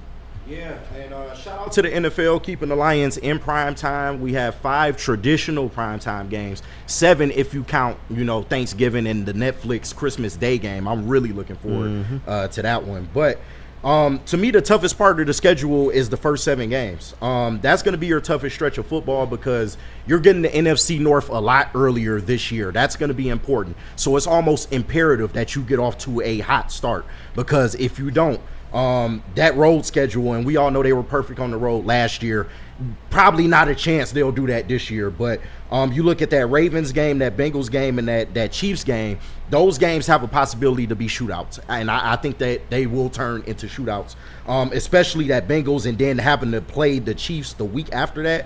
Both games, like that's a tough road stretch. But once you get past that in that bye week, I think the schedule becomes a lot more favorable for you, although you do have the Commanders and the Eagles. I mean, you got the Giants there. I think it's safe to say the Cowboys will cowboy by fucking week 14. Until they prove otherwise, I think it's pretty safe to assume that. And if Stafford is still upright by week 15, I think that is also a crucial point that the Lions can win, because you got to take that into account. That's fair, but like Stafford's also been healthy. He's been great. and multiple playoff. I wouldn't say runs, because he only had one, but his playoff stats with the Rams are historically good. Yeah, so he's always there. He's battled injury the last couple of years. He's just been able to play through it. He had that one year where, like right after they won the Super Bowl, where he did get hurt. So I guess, that's fair. And he's been able to play through the stuff. That's where you got to give him credit. But once again, we're talking about week 15. Sure. There's no telling what can happen by the time December rolls around. Yeah. But I'm looking at the rest of the schedule. I mean, Steelers don't have a quarterback. We don't know what the fuck to expect from them. And then you got the last 2 division games to close the year. So if you can get past that first 7-game stretch and maybe get to the bye looking at maybe, 5-2, 4-3, I think the Lions are in a very, very good position. And like you said, Sam, they're going to get tested early, from the pass rush to the secondary to how well can you really contain mobile quarterbacks. We're going to get a lot of answers to a lot of questions very, very early on. You just really hope that the Lions can stay healthy throughout this thing. But to me, this is a 13-win team. I'll stand on that. To me, the ceiling is 13. The floor should be 11. And Sam, this is why, some people last year and even this year were kind of saying, the division is not as important as some people make it out to be. Do we want the division? Do we want the number 1 seed? Of course we want those things. But it's not just a cowboy mentality that we just want to say, oh, fuck it, let's go on the road in the playoffs. Nobody really wants that. But just based on the schedule and how hard things can really be, this team could be an 11-win team, a wild card team. And if they do, that's fine. But I expect the Lions, being the team that they are and how they're assembled, if they're healthy, to go out on the road in the playoffs and win in the playoffs. And that's what it's all about at this point. And KG, unfortunately, we're never going to see eye to eye. We're not even going to see close to eye to eye, because I'll make this declaration. And now, knowing that I make this declaration and it's going to cause me a lot of embarrassment if it happens, I don't care. If the Detroit Lions are a wild card team and get to the Super Bowl and win it with all road games, I will shave my head. Oh, shit. I will get the fucking Nick Koloff male pattern baldness shaved into my head on this show. Hey, it's on wax. Oh, boy. Because anybody who That- thinks that that's an a bet. advantageous path to the Super Bowl, I think is sadly mistaken. It's definitely not nobody advantageous. does. We don't want that pussy 1 seed. But Sam, I'm saying Here we nobody go. wants to go on the Here road we in the go. playoffs. But it could be a My possibility. man KG with is this like, schedule. I would think somebody who's all meats, no sides would understand this. No, but He think it's just we're choosing to go on the road. That's not the But case. what people bro. don't understand are the Patriots dynasty, the Chiefs dynasty, other than a couple exceptions. Yes, the they odds are against lived us. off of playing games, playoff games at home. It has happened 7 times since the wild card became a thing in 1970 for a wild card team to win the Super Bowl. I'm not saying that it can't. But if the Lions went on the road in the playoffs and they were fully healthy, would you expect them to win in the playoffs? Yes or no? if they're a wild card team, I would not predict them to win the Super Bowl, even if they were completely healthy. Y'all know If- I'm predicting them to. even if they they- healthy, Yeah, right. yeah. Because, they- I mean, these are the Yeah. waters that they're in now. We're talking about them being an elite NFC team. Of course like they a are. top 2 to 3 NFC team. Even if I they- expect top 2 to 3 play. And I know the odds are against us. I'm just saying, like, if it happens like that, we got to live with it. That's all I'm saying. Because they're going to be a lot. They're going to be a much more healthy. Knock on wood. Golly. Sure, We of hope course. they're a much more healthy team by the end of the season. You're talking about getting Aleem McNeil back. We hope by week 6, 7, 8. This should be a team that by the time you get to the playoffs, if your depth is right, that is one of those squads you talk about, like we talked about and discussed about the Eagles being healthy. This is something that I believe is going to be what they have to overcome, and then you have to ask yourself, do they take any unnecessary L's in the beginning of the season while they're trying to get to healthy? Because Aleem McNeil is a big boy. That's a big domino for your defense. And it's like, I keep sitting here thinking, like, okay, how did these first 7 games go? After the break, I want to be able to ask you guys what's that record going into the bye week, because I already see a couple people put theirs in chat. Family, share yours too. What's your record going into the bye week? Keep in mind, Aleem McNeil is gone for some time. Yeah, and that's where they're in a position with this schedule this year where I think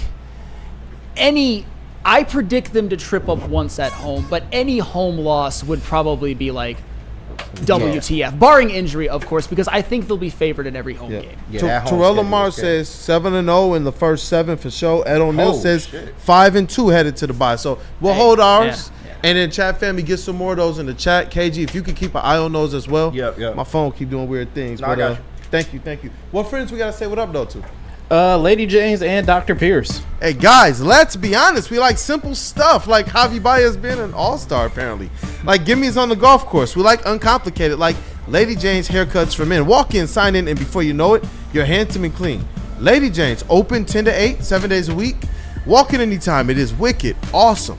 And attention sports fans, which I know all of you are, don't miss out on expert sports injury insights with Dr. Jeff Pierce of Michigan Sports and Spine. Join Dr. Pierce every Tuesday on Big The Energy, every Thursday on Ermanni Networks, where he's offering top-notch injury advice.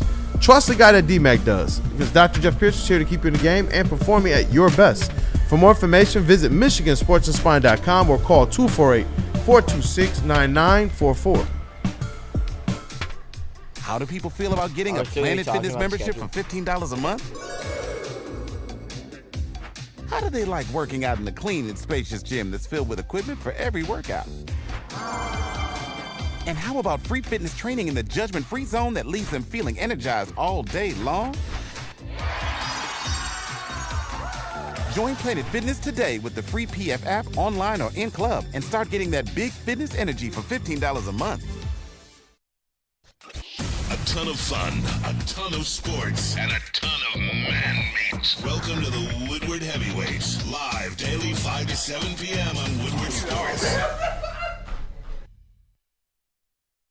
Walk into any Lady Jane's Haircuts for Men today. Open 7 days a week. Sit back, relax, and enjoy precision haircut, scalp massage, hot leather neck shave, and hot towel treatment from one of our talented stylists. Step up your game this season and take advantage of our $20 haircut special. Scan the QR code and get your coupon today. Lady Jane's Haircuts for Men, the ultimate haircut experience. Open 7 days a week. Walk-ins always welcome. Lady Jane's Haircuts for Men, it's wicked awesome. We don't like to brag that we are the toughest sports network in Detroit, but we do have a guy named Darren McCarty on our side. Woodward Sports. No one gives away more cash and prizes than Woodward Sports. You don't believe us? Here's our latest $10,000 winner. You know, you guys posted, hey, if you guess all this stuff right, we'll give it's $10,000. I'm like, okay, well, why the hell not? And the winning doesn't stop there. How about our Outkick Your Coverage winner? I think you won. We got This guy's got a hot girl. Bigger prizes, bigger giveaways, cash, merch, tickets, and more. All from the biggest sports network in Detroit. No one does it bigger and better than Woodward Sports. Make sure you're following, liking, subscribing on Instagram, Facebook, X, and YouTube for your chances to share in the winning. From Detroit's #1 sports network, Woodward Sports. One. Your boy KG here to tell y'all about Mad Packs. And boy, did I need this while I was resting and recuperating. Mad Packs is the hottest new cannabis brand, and they are partnering with your boys here at Woodward Sports. And you know what that means. I'm going to be high all lion season long, baby. Mad Packs is taking your game to the next level. High Low is getting you high for the low, delivering top tier quality at unbeatable prices. It's for my boy Kool-Aid. Boom shakalaka. Boom shakalaka. Let's It's go. a live resin infused tarantula. It's the bomb, y'all. Come on. They got THC, moon rocks, everything that you can possibly imagine. They got it, man. Coming to retailers this month, man. And stay tuned to Woodward Sports for all the latest updates. Hey, let's rock. Welcome back to Wake Up Woodward.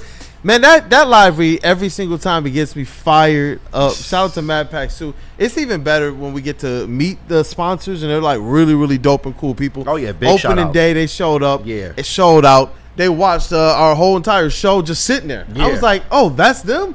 I was like, yo, dope, and they came on stage and said what up to us as well. They rolled deep. Brought brought some product for the crew and everything. They were beauties on the golf course the other day. I hung out with them at the last golf outing we were at. Them and the Loom guys, both of them are great. They're absolutely amazing. So if you're looking to get into the weed product game, look at Mad Packs and Loom. Quality products, great people, family style. It's what you want out of a cannabis brand.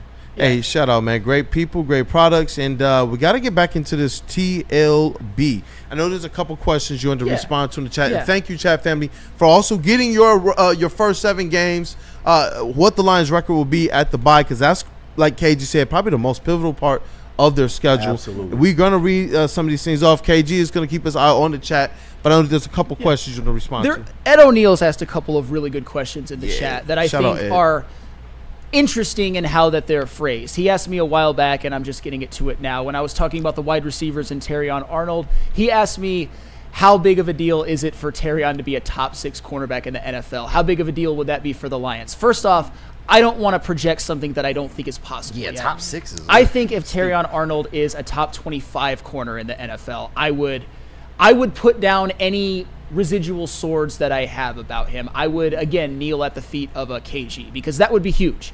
Absolutely huge with the wide receivers that the Lions are facing. And honestly, when I'm looking at the gauntlet of wide receivers, I might adjust my expectations for a Terrion. My only numbers expectation is 85 passer rating allowed or lower. I don't care how you get it. I'm not going to put, you can't give up more than 2 touchdowns or it's a failure. You might give up some big games. You might give up some big plays, but I think you'll get a pick or 2. 85 passer rating allowed or lower would be phenomenal with this gauntlet they're facing, and I think that would be enough. I think that would be enough for the Lions to win the division. And one more, because this is actually a pretty nuanced question, because this is one where I can't say definitively yet. If the Lions are, and this is from Ed O'Neill, if the Lions are the 4 seed and have to go on the road second and third rounds, you wouldn't pick them to win the Super Bowl. Here's what I'll say. Nope, I actually, this is what I think. And I'm just going to be honest because I am a Lions fan. If the Lions get the 1 or 2 seed, I'm probably going to pick them to win the Super Bowl no matter what. No matter who's hurt, no matter who's out. We all picked them to win it this year, even though they were decimated. Because I'm a fan, because even if it's a little wish fulfillment, I will absolutely pick them to win the Super Bowl no matter what. If they're a wild card team, I will absolutely not pick them to win the Super Bowl. There's nothing you can do to change my mind. If they're the 3 or 4 seed, that would be one where I would have to see how it shapes out, where I'd have to look at their potential matchups, and I might even have to go week by week. If that's a bit of a cop-out, sue me, but I don't really have like an extreme prediction with like, I don't think if they get the 4 seed, they're automatically not going to make it. But I do feel that way about the wild card. I bet my hair on it, and I hope I am bald. Actually, I hope they win the division and win the Super Bowl, but if they get the wild card, I'm going to probably have to start taking some steroids or something, because if I'm going to be bald, I need to bulk up a little bit. Fair, hey, that's a long way because, of saying like, you might agree with me, but no, I put my hair on it, but I'm gonna be looking like Ed Norton in fucking American History X. I do think it matters how they get to. If they made the wild card, I do think it matters how they get there. If it's clear that they're like 2 separate teams this season and they're a much better team, second half of the year, once they get healthy, once they probably get some rhythm, and they are looking much more formidable. That to me is a little bit different, especially if they're a healthy team going into the playoffs on a run. If they're a squad that they made the wild card because they had their dogs and they just proved to be a wild card team and not the 13, 14, 15 win squad that we thought, then to me, I probably would be less inclined to pick them. But as constructed and as what we're supposed to get in terms of player for player, and there's a lot of players I'm going to respect around the league, but I'm telling them, if they don't respect our guys, you're going to get housed. The Lions were going out there and putting up 50 points, 40 points, 30 points on teams like it was easy, to the point that we had people crying nationally. Like, oh, this is unsportsmanlike. It's professional football. Stop us if you're going. And that's one thing. Right. Sometimes in some of those games, across from us on offense were some great players. It just didn't matter because of how good the Detroit Lions offense was at being able to take other teams completely out of their game plan. And that to me is where I don't know, man. I'm real bullish on this team. I want to look at some of this stuff and potentially take a step back, but I don't know. I look at it and I'm saying, if this team is supposed to be what we think they are, a Super Bowl contender, then regular season and no matter where they land in the playoffs, I'm going to still keep that same expectation. This is a squad, you got to think about it, that goes in and for 2 seasons has not lost back-to-back games. For 2 seasons has not dropped. They've only lost 1 game a quarter at most. So I do believe it. Road, home, all that. So I do believe in the makeup of this squad. It will be tougher. I will level with you with that. It will be much more tough. I want them to be able to get the number 1 seed and have every single advantage they can, especially at getting healthy at the end of the season. But I don't discount them if they wind up in that wild card spot. And that's fair. And I hope that if they get the wild card, I'm not going to root for them any less. I'll root to be bald if they get the wild card. Right. I don't think that winning the division is something that we can completely gloss over. And I think some people are. And that's fine. That's fine. We'll agree to disagree on that. But Justin, Stick has a question for you. Go ahead. He said, did that 1 seed help KC win it all? Well, it helped them win 2 Super Bowls and get to a third while playing all of their playoff games at home. Like, come on. That's fine. That's fine. And they played all of their games at home to get to the Super Bowl, which they got to 4 Super Bowls, winning 2, playing all of their playoff games at home. I'm just saying. Once again, we know the odds wouldn't be in our favor, but I'm just, if they get in the dance, that's all that matters. But some real quick ones about the first 7 games. Terrell Lamar 7-0. Tabitha Gable undefeated on the road. Shout out Tabby. That's a slap. Yeah, I know, right? What up though with Detroit Gunny? Shout out to you. 5-2. Joseph Campbell 5-2. David Cabill 6-1. Just some early ones. Oh, Big Dog Fishing Entertainment. Shout out to you. 4-3. So 4-3, 5-2. If you in that range, I feel like you're in a good position. Yeah, and not mad at it. That's fair. And I know that I've had a lot to say today, but I want to get Justin in this as well, because I came in hot. but that also means that I take up a lot of air in the room. Justin, how do you feel about this schedule? Do you have any takeaways? Yeah, I personally love the schedule. I'm not afraid of it one bit. I love starting the year against the division. Let's get right into it. Let's get right into the action. I hate this narrative that everyone else in the division got better while the Lions regressed. That's a bunch of noise. I hate that. So I want to get that out of the way immediately. Fire me up, just kick the shit out of the Packers and the Bears. I do think we're going to start 2-0 and then lose to the Ravens. We struggle going in there. And then after the 2 divisional games, which will have our main focus, I think it's just one of those NFL games where anyone can win on any day, and we struggle with the Ravens. So I just think that's a baked-in loss right there. Over this next stretch, I think it's very realistic to go 3-1 or 2-2. 2-2 would be my floor. 3-1 would be my ceiling. I do think you're probably going to drop one here, not to either the Chiefs or maybe another stinker to the Bucks, but I don't think the Bengals have enough to, like, even with their hurt offensive line, it will make your pass rush look Pro Bowl level. So I just don't think that we're going to lose that game. I like the bye here. I think the bye being at right here is perfect. I wouldn't want it anywhere else because you go into a gauntlet right after and it gives you time to prepare for that big divisional game against the Vikings. If you win that game, you will have a complete stranglehold on the division if you're able to start 3-0, and I love that. Then you go into the NFC East gauntlet where you play the Commanders and Eagles back-to-back, which is definitely not ideal. But can you take 1 or 2 there? I think that's realistic. Yeah. And you're playing them on the road. And you're playing them on the road. But then you get to return home and you get some cupcakes and the Giants and the Packers and the Cowboys. Yum, yum, yum. And then the Rams, I know people are really high on the Rams. I'm also high on the Rams, but I just don't think they're as good as the Lions. So I think that you could count in a loss in between the LA game and the Steelers game because I think that's another baked-in trap game. With the 2 divisional games to end the year, I think that game is going to be glossed over by the Lions. It's not going to be as much of an importance unless it's to either lock up the division or to lock up a playoff spot. So I think there's a potential for that to be a tough game, even though they don't have a quarterback. And then 17-18. I don't love finishing the season on the road, especially in Chicago. If that game means anything for seeding, that's going to be brutality. And you're also going to see the best version of the Bears as well. You're not going to see the best version of the Bears in week 2. They're going to have a lot of things that they're still figuring out from the coaching changes. And I know the Lions have coaching changes, but it's not as significant because it's not a complete change in the entire mindset of the organization. So I think in week 18, you're going to see a better Bears team. And so if that is for any significance, I think that's a brutal game to finish your year out in, especially on the road. But I think this is a 12-win schedule, and I think that 11 is my floor. I'm with KG. I think somewhere between 11 and 14 is where this team will end up, and I think that is very manageable. And I love how before the trade deadline, which last year it was November 4th, which would be right before that Vikings game, you're going to know what this team needs at that point.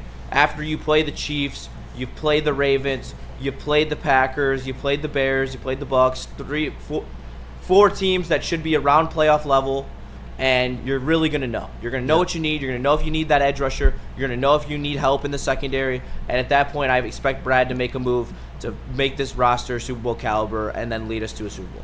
And I think, Justin, that was pretty spot on. We agree on 12. I think 11's the floor, 13's the ceiling. You said 14. 14 would be that would be incredible. They would I think they'd get the 1 seed again. But you mentioned the ending the season with the Vikings and the Bears. I'm really curious to see how much those games matter. And that's where taking care of business at home, I think, is going to be a big deal. I agree. I think if the Lions, and this is a big ask, even with it being a little bit more manageable, I think if you told me right now that the Lions were going to go 8-0 at home and didn't tell me anything else, I would probably say that the Lions are sitting pretty by week 17. I can't, and by that, you would have already beaten the Vikings and the Bears, which I expect them to beat them at home regardless. But if you take care of your business in the games that you're supposed to win, I think there's a very good chance that at least the Bears game doesn't matter, unless if it's for NFC seeding. But by then the Bears might be a non-factor. By then the Vikings might be a non-factor, but I really like their roster, so I'm not as bullish on that. And that's why I love this Lions team. I love their philosophy ultimately. And go out there and punish the NFC North like they've grown accustomed to being able to do.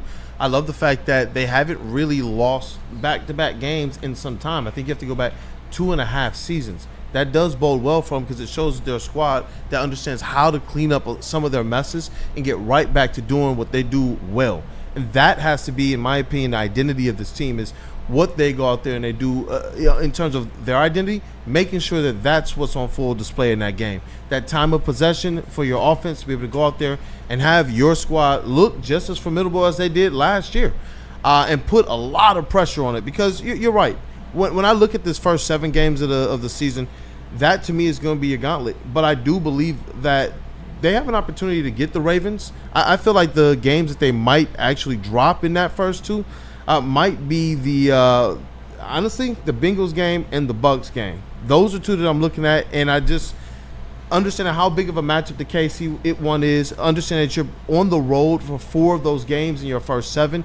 I can see them just dropping those 2, but I want to see them be able to go and get that Baltimore Ravens one, similar to how last year we were saying they got to finally beat the Seattle Seahawks. It was just some type of cover that Aaron Glenn could not solve with them, but last year they were able to get something done. This year I do believe you go in there, and even though we all push the button and we just say, man, they always struggle with the Ravens, it would be nice to see this team take a step forward as it relates to, can you solve this? Can your guys go out there and figure out something a little bit different against the Ravens?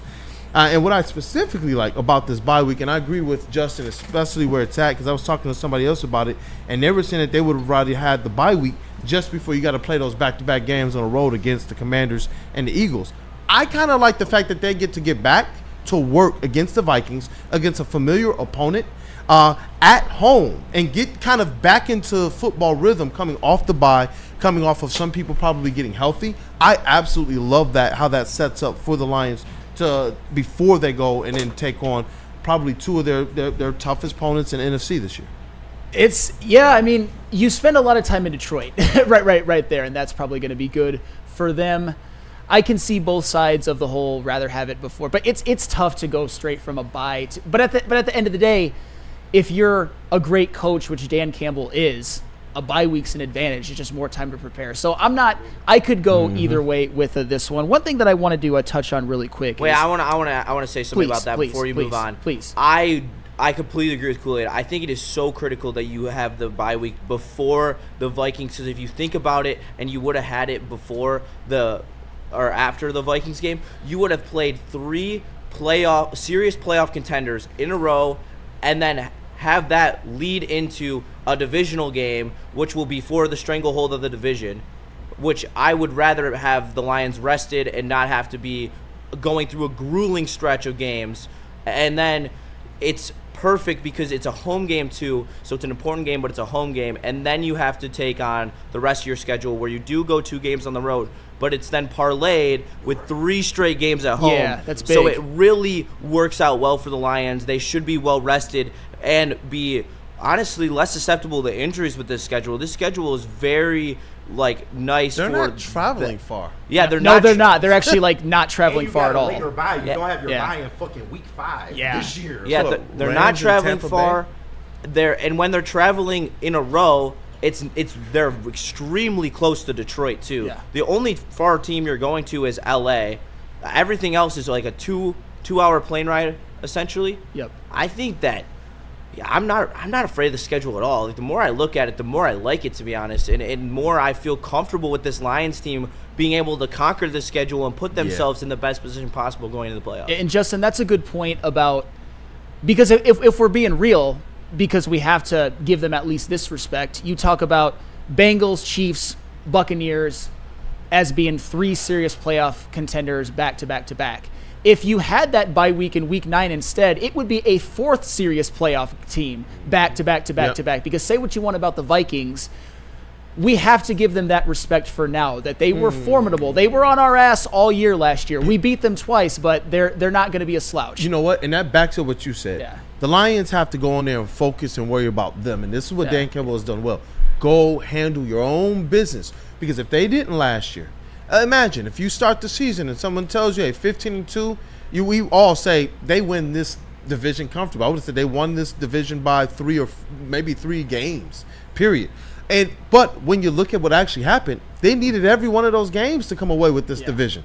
And that's where going in, putting your blinders on, looking at each game of the season, just game by game, like Dan Campbell said. Remember last year when the season began? He said, all right, we know what the goal is, but right now it's just who's on the schedule for this next week. They are so good at that, and that to me is why they haven't been a squad that's lost back-to-back games in a long time. That's why they're a squad that goes in and they've won all their division games last year, all their road games, and I do believe that they're going to still be able to have that steely focus and bring that to the table this year. Because if they didn't do that last year, they probably aren't winning the division. If they just drop one extra game, this thing is completely different from a divisional standpoint.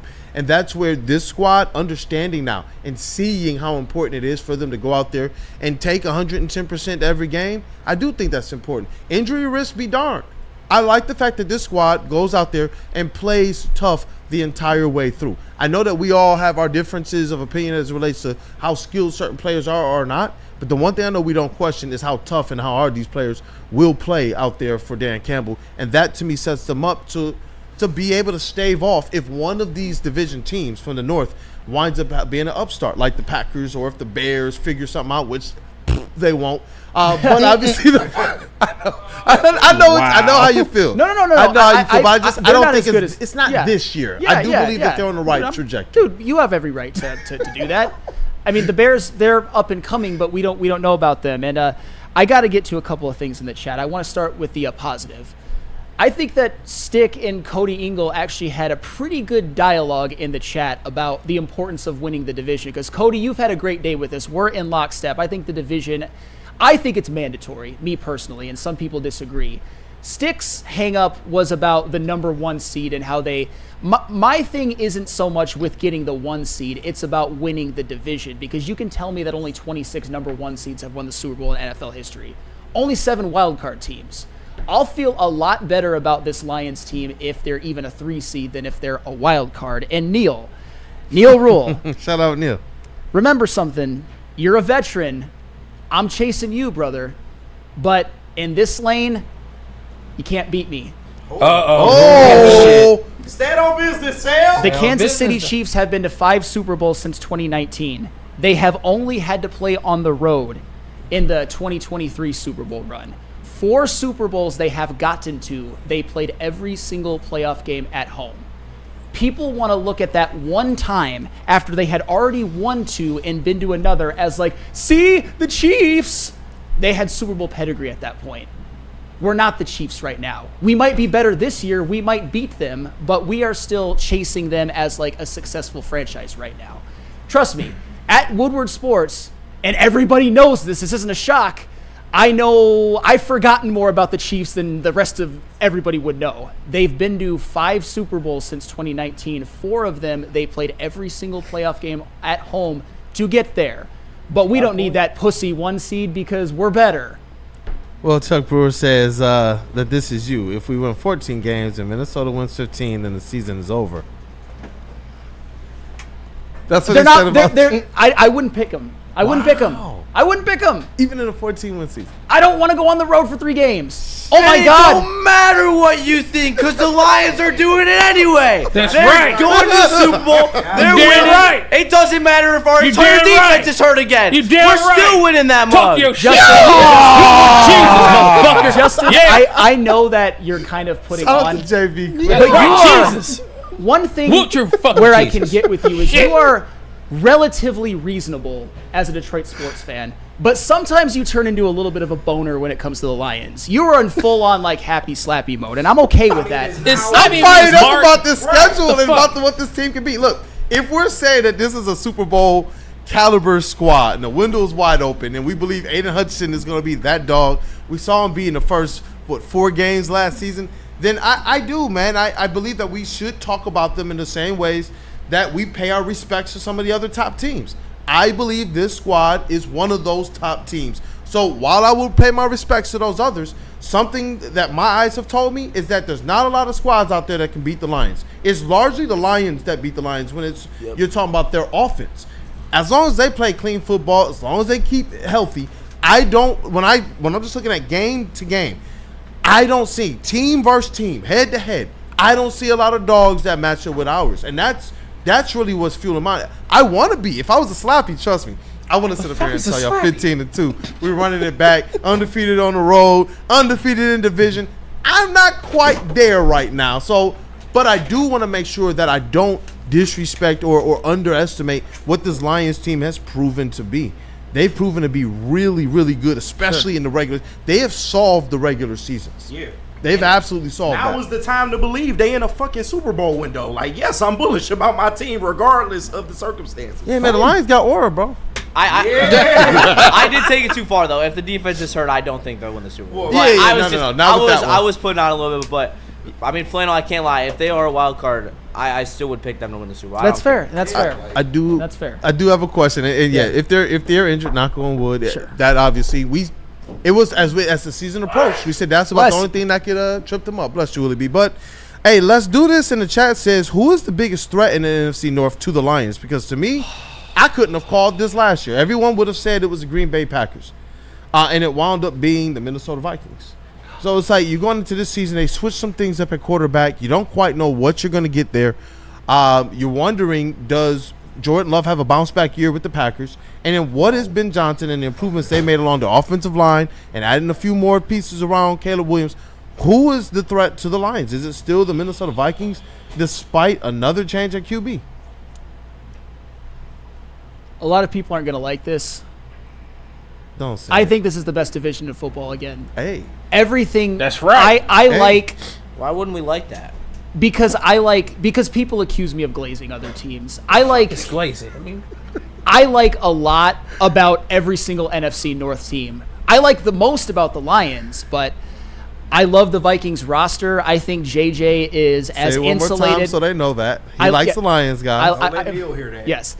I think JJ is insulated to a degree that most rookie quarterbacks are not.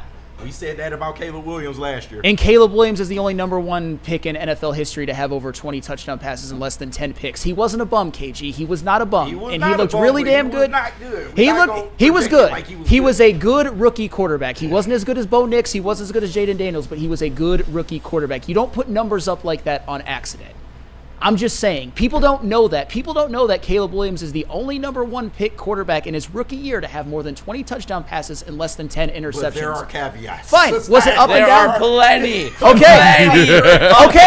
So Justin, is he a bust already? Is he done? Is he terrible? Okay. We're not saying he's a bust, but there's the ginormous caveat rookie season where all of his passing yards, all his passing touchdowns were in the second half against defenses who were playing off receivers, giving him time to throw, not blitzing, and literally just trying to coast through and win a game. That is why. Well, then how did they win 5 games? How did they almost come back at Ford Field? Oh, my God!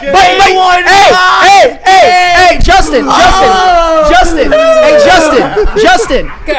I'm about to be real disrespectful for a second. You said all of his passing yards. You didn't say he merchanted off that a little bit because that's undeniable. You said all. Don't use the like.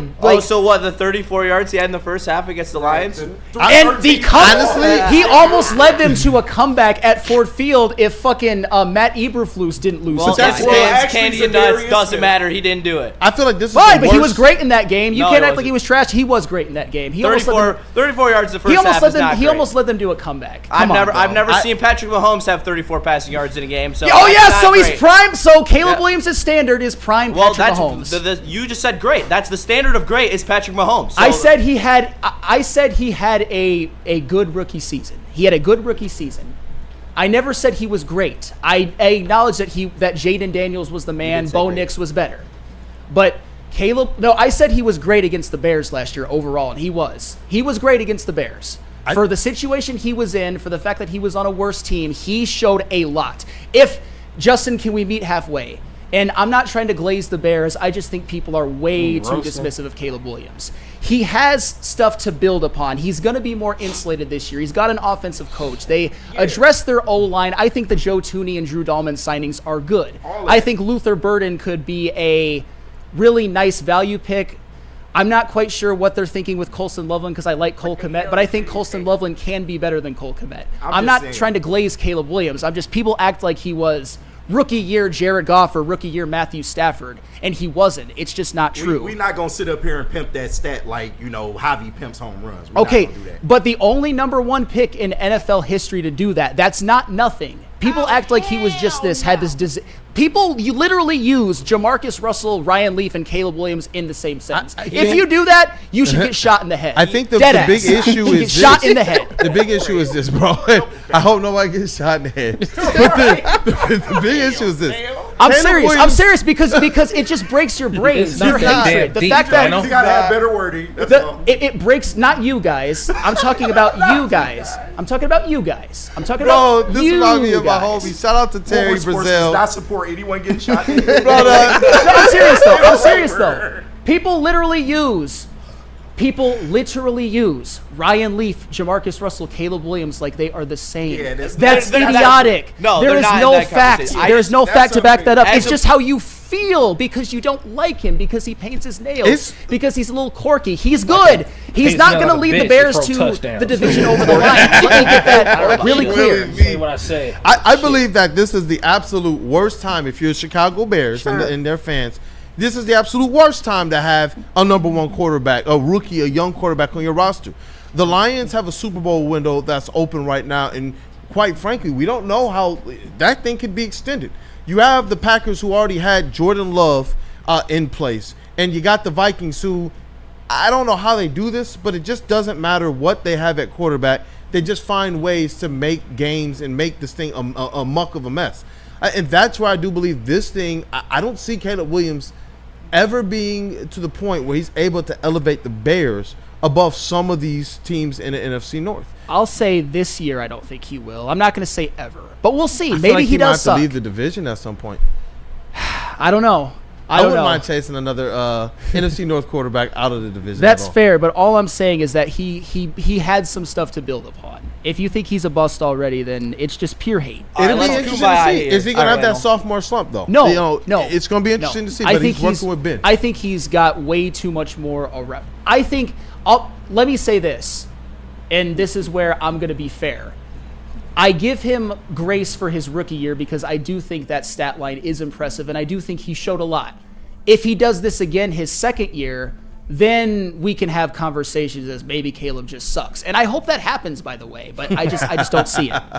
I agree that there should be no Caleb Williams in the conversation of Ryan Leaf and etc. names. That is egregious. But what I will say, in my opinion of watching him play football, he has all the physical tools in the world, but he has the football IQ of a pear. And I just don't see where he's going to be a effective, efficient NFL quarterback. I think he could be very good, but I just think he's going to have that level of making critical mistakes at bad time in his career. Just follow him time after time, and eventually it will cost him. And what does Ben Johnson look like when shit doesn't go his way? That's fair. We don't know. A lot of times as a Lion, when shit's going good, it's great. But when your quarterback is not doing what you want him to do, how does that look for Ben Johnson? That's fair. That's fair. And Caleb Williams is going to need to learn to do that more, to play within the system, to have because a lot of, his offensive line wasn't good, and he was able to at times make chicken salad out of what. But I think that's the next step in his progression. Can he lead that offense and be more efficient? I do think he's going to be better protected this year, and that's a test. Can he really get that chemistry with guys like DJ Moore? Can Roma Dunze take a leap? Is Colson Loveland good? Luther Burden. They got to figure out their identity. There's a foundation for him to build upon, and if he has some of these same mistakes where he's got happy feet and tries to make things happen when he could just play within himself, then we'll absolutely have this conversation. And I hope it happens, by the way. I hope Hutch sacks him 3 times. I really do. I just think that the slander for Caleb Williams is so far from what you think about Caleb Williams and what he actually did is the Atlantic Ocean apart. If you say that he's a rookie who made a lot of mistakes and maybe was a little bit more bad than good at times, I will get with you on that. But if you think he had a terrible rookie year, given the caveat that it was his rookie season, that's planets colliding lunacy that You already know what well, if you say Ryan Leaf and Jamarcus Russell, you already know what I think should happen. I think he has to, when you're talking about the biggest threats to the Lions and the NFC, I don't believe that the Bears, I think they're going to finish fourth again. But for them and their level of success and to be able to blow past any expectations I have, I believe it starts with setting an identity. When you're going out there and you're getting Ben Johnson an identity on offense, I do believe that that's for that purpose. What I saw a lot last year with Caleb Williams is, and you see this out of those types of quarterbacks in college, they're used to really being the guy, making all of the decisions as it relates to, am I gonna pull this handoff and run, or am I gonna let the running back take it? Am I gonna play action and pass? It's all in his control. And you saw him last year do a lot. But that's the thing. I think they have to scale and dial that back in, like you said, put them more into that system so that it puts this team in a position where you can utilize what they're trying to put around them a little bit more and keep them healthy. Because the more he scrambles, people keep talking about the sack numbers. For him, it's about the hits, period. And the more that he's scrambling, the more that he's breaking the play to be able to use his feet to try and get to the outside, I think that he has to find himself in a position to where and this is where Ben Johnson is going to be very, very critical, where the offense works and revolves around his best skill set. But like you said, the IQ to play within that system is going to be what, in my opinion, sets his trajectory off good or not. And I think that Dante151, can we all agree that Caleb Williams plays too much hero ball in his first season with the Bears? Dante, 4.9. He can be a good QB in the NFL, but he needs to grow. And that's all that I really want people to acknowledge. And you don't have to. You can hate Caleb Williams. I mean, I do. I just think that he's better than people think. And Stick is just talking absolute nonsense in the chat. Leaf and Russell won. Caleb never has. Quit bringing those guys to that level. Stick. Wait, what? Don't let these funny little things called facts get in the way of your cute, disgusting narrative. You know Ryan Leaf was 4-17 in his NFL career? Did you know that he finished his career with 14 touchdowns and 36 interceptions? Caleb Williams had more wins as a starter last year than Ryan Leaf did in his entire career. Ryan Leaf has a career touchdown to interception ratio of 14-36. Jamarcus Russell has 7 wins as a starting QB in his entire career. Caleb will surpass that in probably week 5 of his second season. This is not a conversation. That's so Stickian dipshittery personified that I literally want to spontaneously combust. That level of idiocy exists in the world. Sorry, Stick, I know you're my boss, and I know that we can let it go off air, but that's derangement, that's stupid, that's putting your head in the sand. I don't get how you exist, man. I really don't. I don't get how you go through life and not fall. Hoof Hearted says 90% of QB players running the system well as designed, and that's where when you pair that with Dante's comment and kind of what some of the stuff we're looking at, I think sometimes it is very difficult. And to Stick, you can say college all you want. It's irrelevant. We've already seen more from Caleb Williams as a rookie than you saw from either of those two because they're the worst quarterbacks who ever walked earth. What are you talking about? You will never admit you're wrong about anything, and that's fine. That's fine. And you'll have righteous indignates. And because it's Caleb Williams, you will have your minions in the chat that are just like, I know you will. I know how this works. I know who I am. I know how everyone else is. But that doesn't make you any more right. Throw the damn it's towel. It's literal derangement. He says Caleb is 5-12. What's up? He says that Caleb is 5-12. Of course, as a rookie, they did that for their careers as the worst quarterbacks to ever lace them up. Look, Caleb gonna have a lot to figure out this year. They are worse than Tim Boyle. They are literally worse than Tim Boyle. He's gonna have a lot to get right IQ wise. That's where I think this is gonna rest with Caleb Williams, and I can't. I think that's where a lot of the people, maybe they're just calling it. Maybe they're saying they don't believe he's gonna figure this out, and it allows people, obviously Lions fans, who are naturally gonna have some type of chagrin against the Bears, to be able to take that. I don't know. He's gonna have to figure out the hero ball, the breaking the play down, because if you just run the play, maybe your wide receiver is there. If you're willing to take maybe an extra second to get the ball down the field or make the play, rather than kind of breaking the play, breaking down your pocket and getting out, that's where I believe Caleb Williams is going to make the difference or not for his own career and what happens from this point forward. But stick, man. It's all right. Well, I'm good with that. He knows what he's doing. But it is fuck Caleb Williams. I promise you. I promise. I don't deal with nonsense very well, or what I perceive to be nonsense. But what the Caleb Williams stuff is actual nonsense. But whether that's what makes me do what I do, or whether it's a character flaw, I don't handle nonsense very well. But to be fair, Neil Rule doesn't either, and he's lasted in this business a long time, and I can only hope to have the career that he does. Also factual. Oh my god. Absolutely. You on 10 today, Sam? Willie B. You on 10 today? Welcome back, KG. God damn. You know what? Sam is on 10 and we are past 10 right now. Any super chats we have first, let's clean those up and we'll get this chess pass going and we'll break it down because, it's 10:07. I looked down before. Is Neil coming in 9:15. tonight? Because he probably has his foot all the way down on the pedal right now. I don't know. He's I got called out several times on that show. Well, it was more about stick, but just get your facts right. That's all you got to do. That's all you got to do.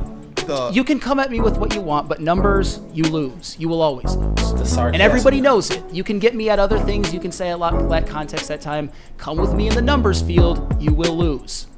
He got aura, but he got stats. Stick his back. Never. The super chat, Dave. Hurry up. Hurry up. Shout out to everyone sending in super chat. Sorry if I missed any of them, but we appreciate every single thing. Dante151499 said, breaking news, Maryland hiring Jim Smith as the next AD. School taps Atlanta Braves executive to replace Damian Evans. That is very interesting. Shout out to our guy Freddie Felt 313, friend of the network. He said he'll have boots on the ground for Cincy and that dump in Landover, Maryland for that get back game. Home for Dallas to laugh at the Dallas fans. I got y'all content. Appreciate you, my guy. $5 for Rando Smalls. He said this team loves to be underdogs and being told that they can't hold my beer. Let's go Lions. Crayons for Breakfast sent in $5 and has a question for us as well too. He said, I can either go to the Ravens or the Commies game this year. Ravens will be with some family, but the Commies will be with my son, and it's his first game. Help me choose. Commies, in my opinion. Go ahead. It's your son. It's his first game. That's a Lions revenge game. I expect the Lions to play their best football that game. You definitely want to take your son to that. Give him that first real Lions experience. In DC, at the beginning of November, it's actually not that bad of a weather either. It's a little bit warmer than it is here during that time. So, I enjoyed the time out there. I enjoyed the fact that the Lions gave me bragging rights, but actually they didn't win a lot of games during that time, but they actually beat those Redskins. Interesting. Oh, yeah. So, shout out. Yeah, if I'm doing my 30,000 foot view of the schedule, I think they're more likely to beat the Commanders than the Ravens. Yeah. If I were just doing I know I mentioned it more in terms of back-to-back road stuff, but if you were to ask me, I think they lose to the Ravens but beat the Commanders. That's just my opinion now. I agree with that. Yeah. Man, the Ravens are my gut-em team this year. Last year it was the Cowboys. This year it is the Ravens. Just go out there and get that work, man. I do believe this squad can go out there and improve to be on the level of a team like that. And I understand the challenges that they present, but it's time to just go out there and improve. They've been getting punked by that team for a long time, just like they were by the Seattle Seahawks. I'm just so ready for them to go out there and end a lot of those narratives. And I think it bodes well. There's a lot of people who don't believe this team can do anything with a mobile quarterback. They're going to have to put that narrative to rest, especially with what they're going to face in playoffs. So many exciting games. So many games where I'm probably going to be just on 10. Oh, yeah. Can't wait for that. It's going to be a crazy season. Stick, I see you in the chat. Let's get the chest pass. Eberflus got himself fired. We got to go. Caleb didn't get him fired. Let's go. Hey. Boom, shakalaka. And the Pistons were under 500 in games Jaden Ivey played. What? No! Damn. I love you, Jaden Ivey, though. It's time to go. Yeah, it's time to go. I tried. Stick doesn't like facts. Doesn't like him at all. Damn it, Sam. What the fuck, man? Willie B in the sound booth. What up, though, brother? Man, it's been smooth, man. It's been smooth and crashing. 14 and 16. Man, what kind of blow you been sniffing on, Sam? But this must be good shit. But anyways, man, hope everything goes well. It's been a fun day. I was anticipated for a good crash out. So, hey, it's been small. It's always a good day, man, to enjoy the show and enjoy sports content and be who you are, man. That's the best thing about it. And I learned new words ever since I work here. Slappy and glazing. And slappy is another word for mark in pro wrestling terms. Yes. So that's different. And slappy, for slappy, and glazing is roasting. So, okay, I started getting understanding what those sports terminology is. I have a question for you. Yeah. Do you have aura? I know a bitch that got good ass aura. Whoa. That's what y'all talking about, right? But it is a real thing, right? Yeah, it's a real thing. $40 to $100, man. That's good. And she received that type of aura. Hell, Wait. What we talking about? What we talking about? What we talking about right now? You said aura, right? That's what y'all was talking about. We talking about prostitution. What we talking about? 40 to 100. Like, yeah, for the quick stay. Like, what we talking about? He talking about aura, right? Well, I mean, I understand. Oh shit! I just fucked it. I didn't even realize what that word. Oh man, I didn't even realize that. Got aura for sure. Yeah, goddamn right, some good ass aura. It's just jokes, folks. Don't mind me.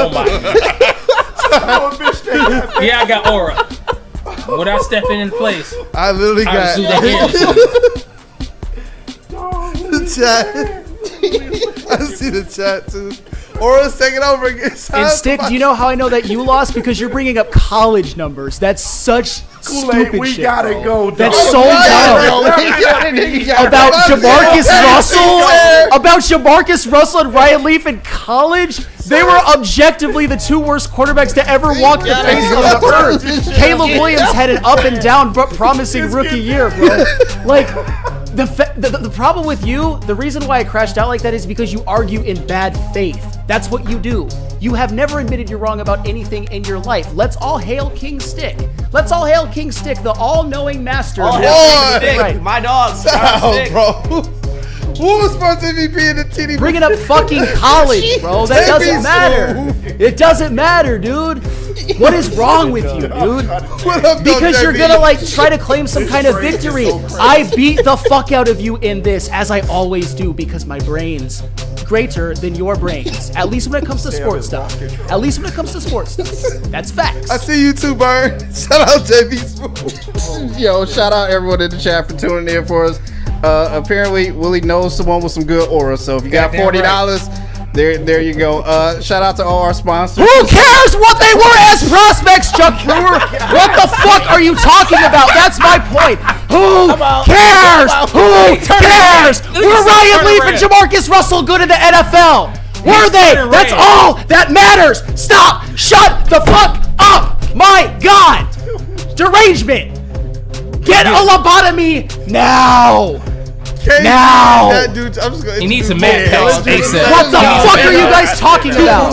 It's the dumbest shit, and I respect you, Chuck. Who the fuck gives a shit? Right. Have a day. Have a good day. We'll see you tomorrow. God, bro. Chuck, stupid. End the show, JP. Throw it.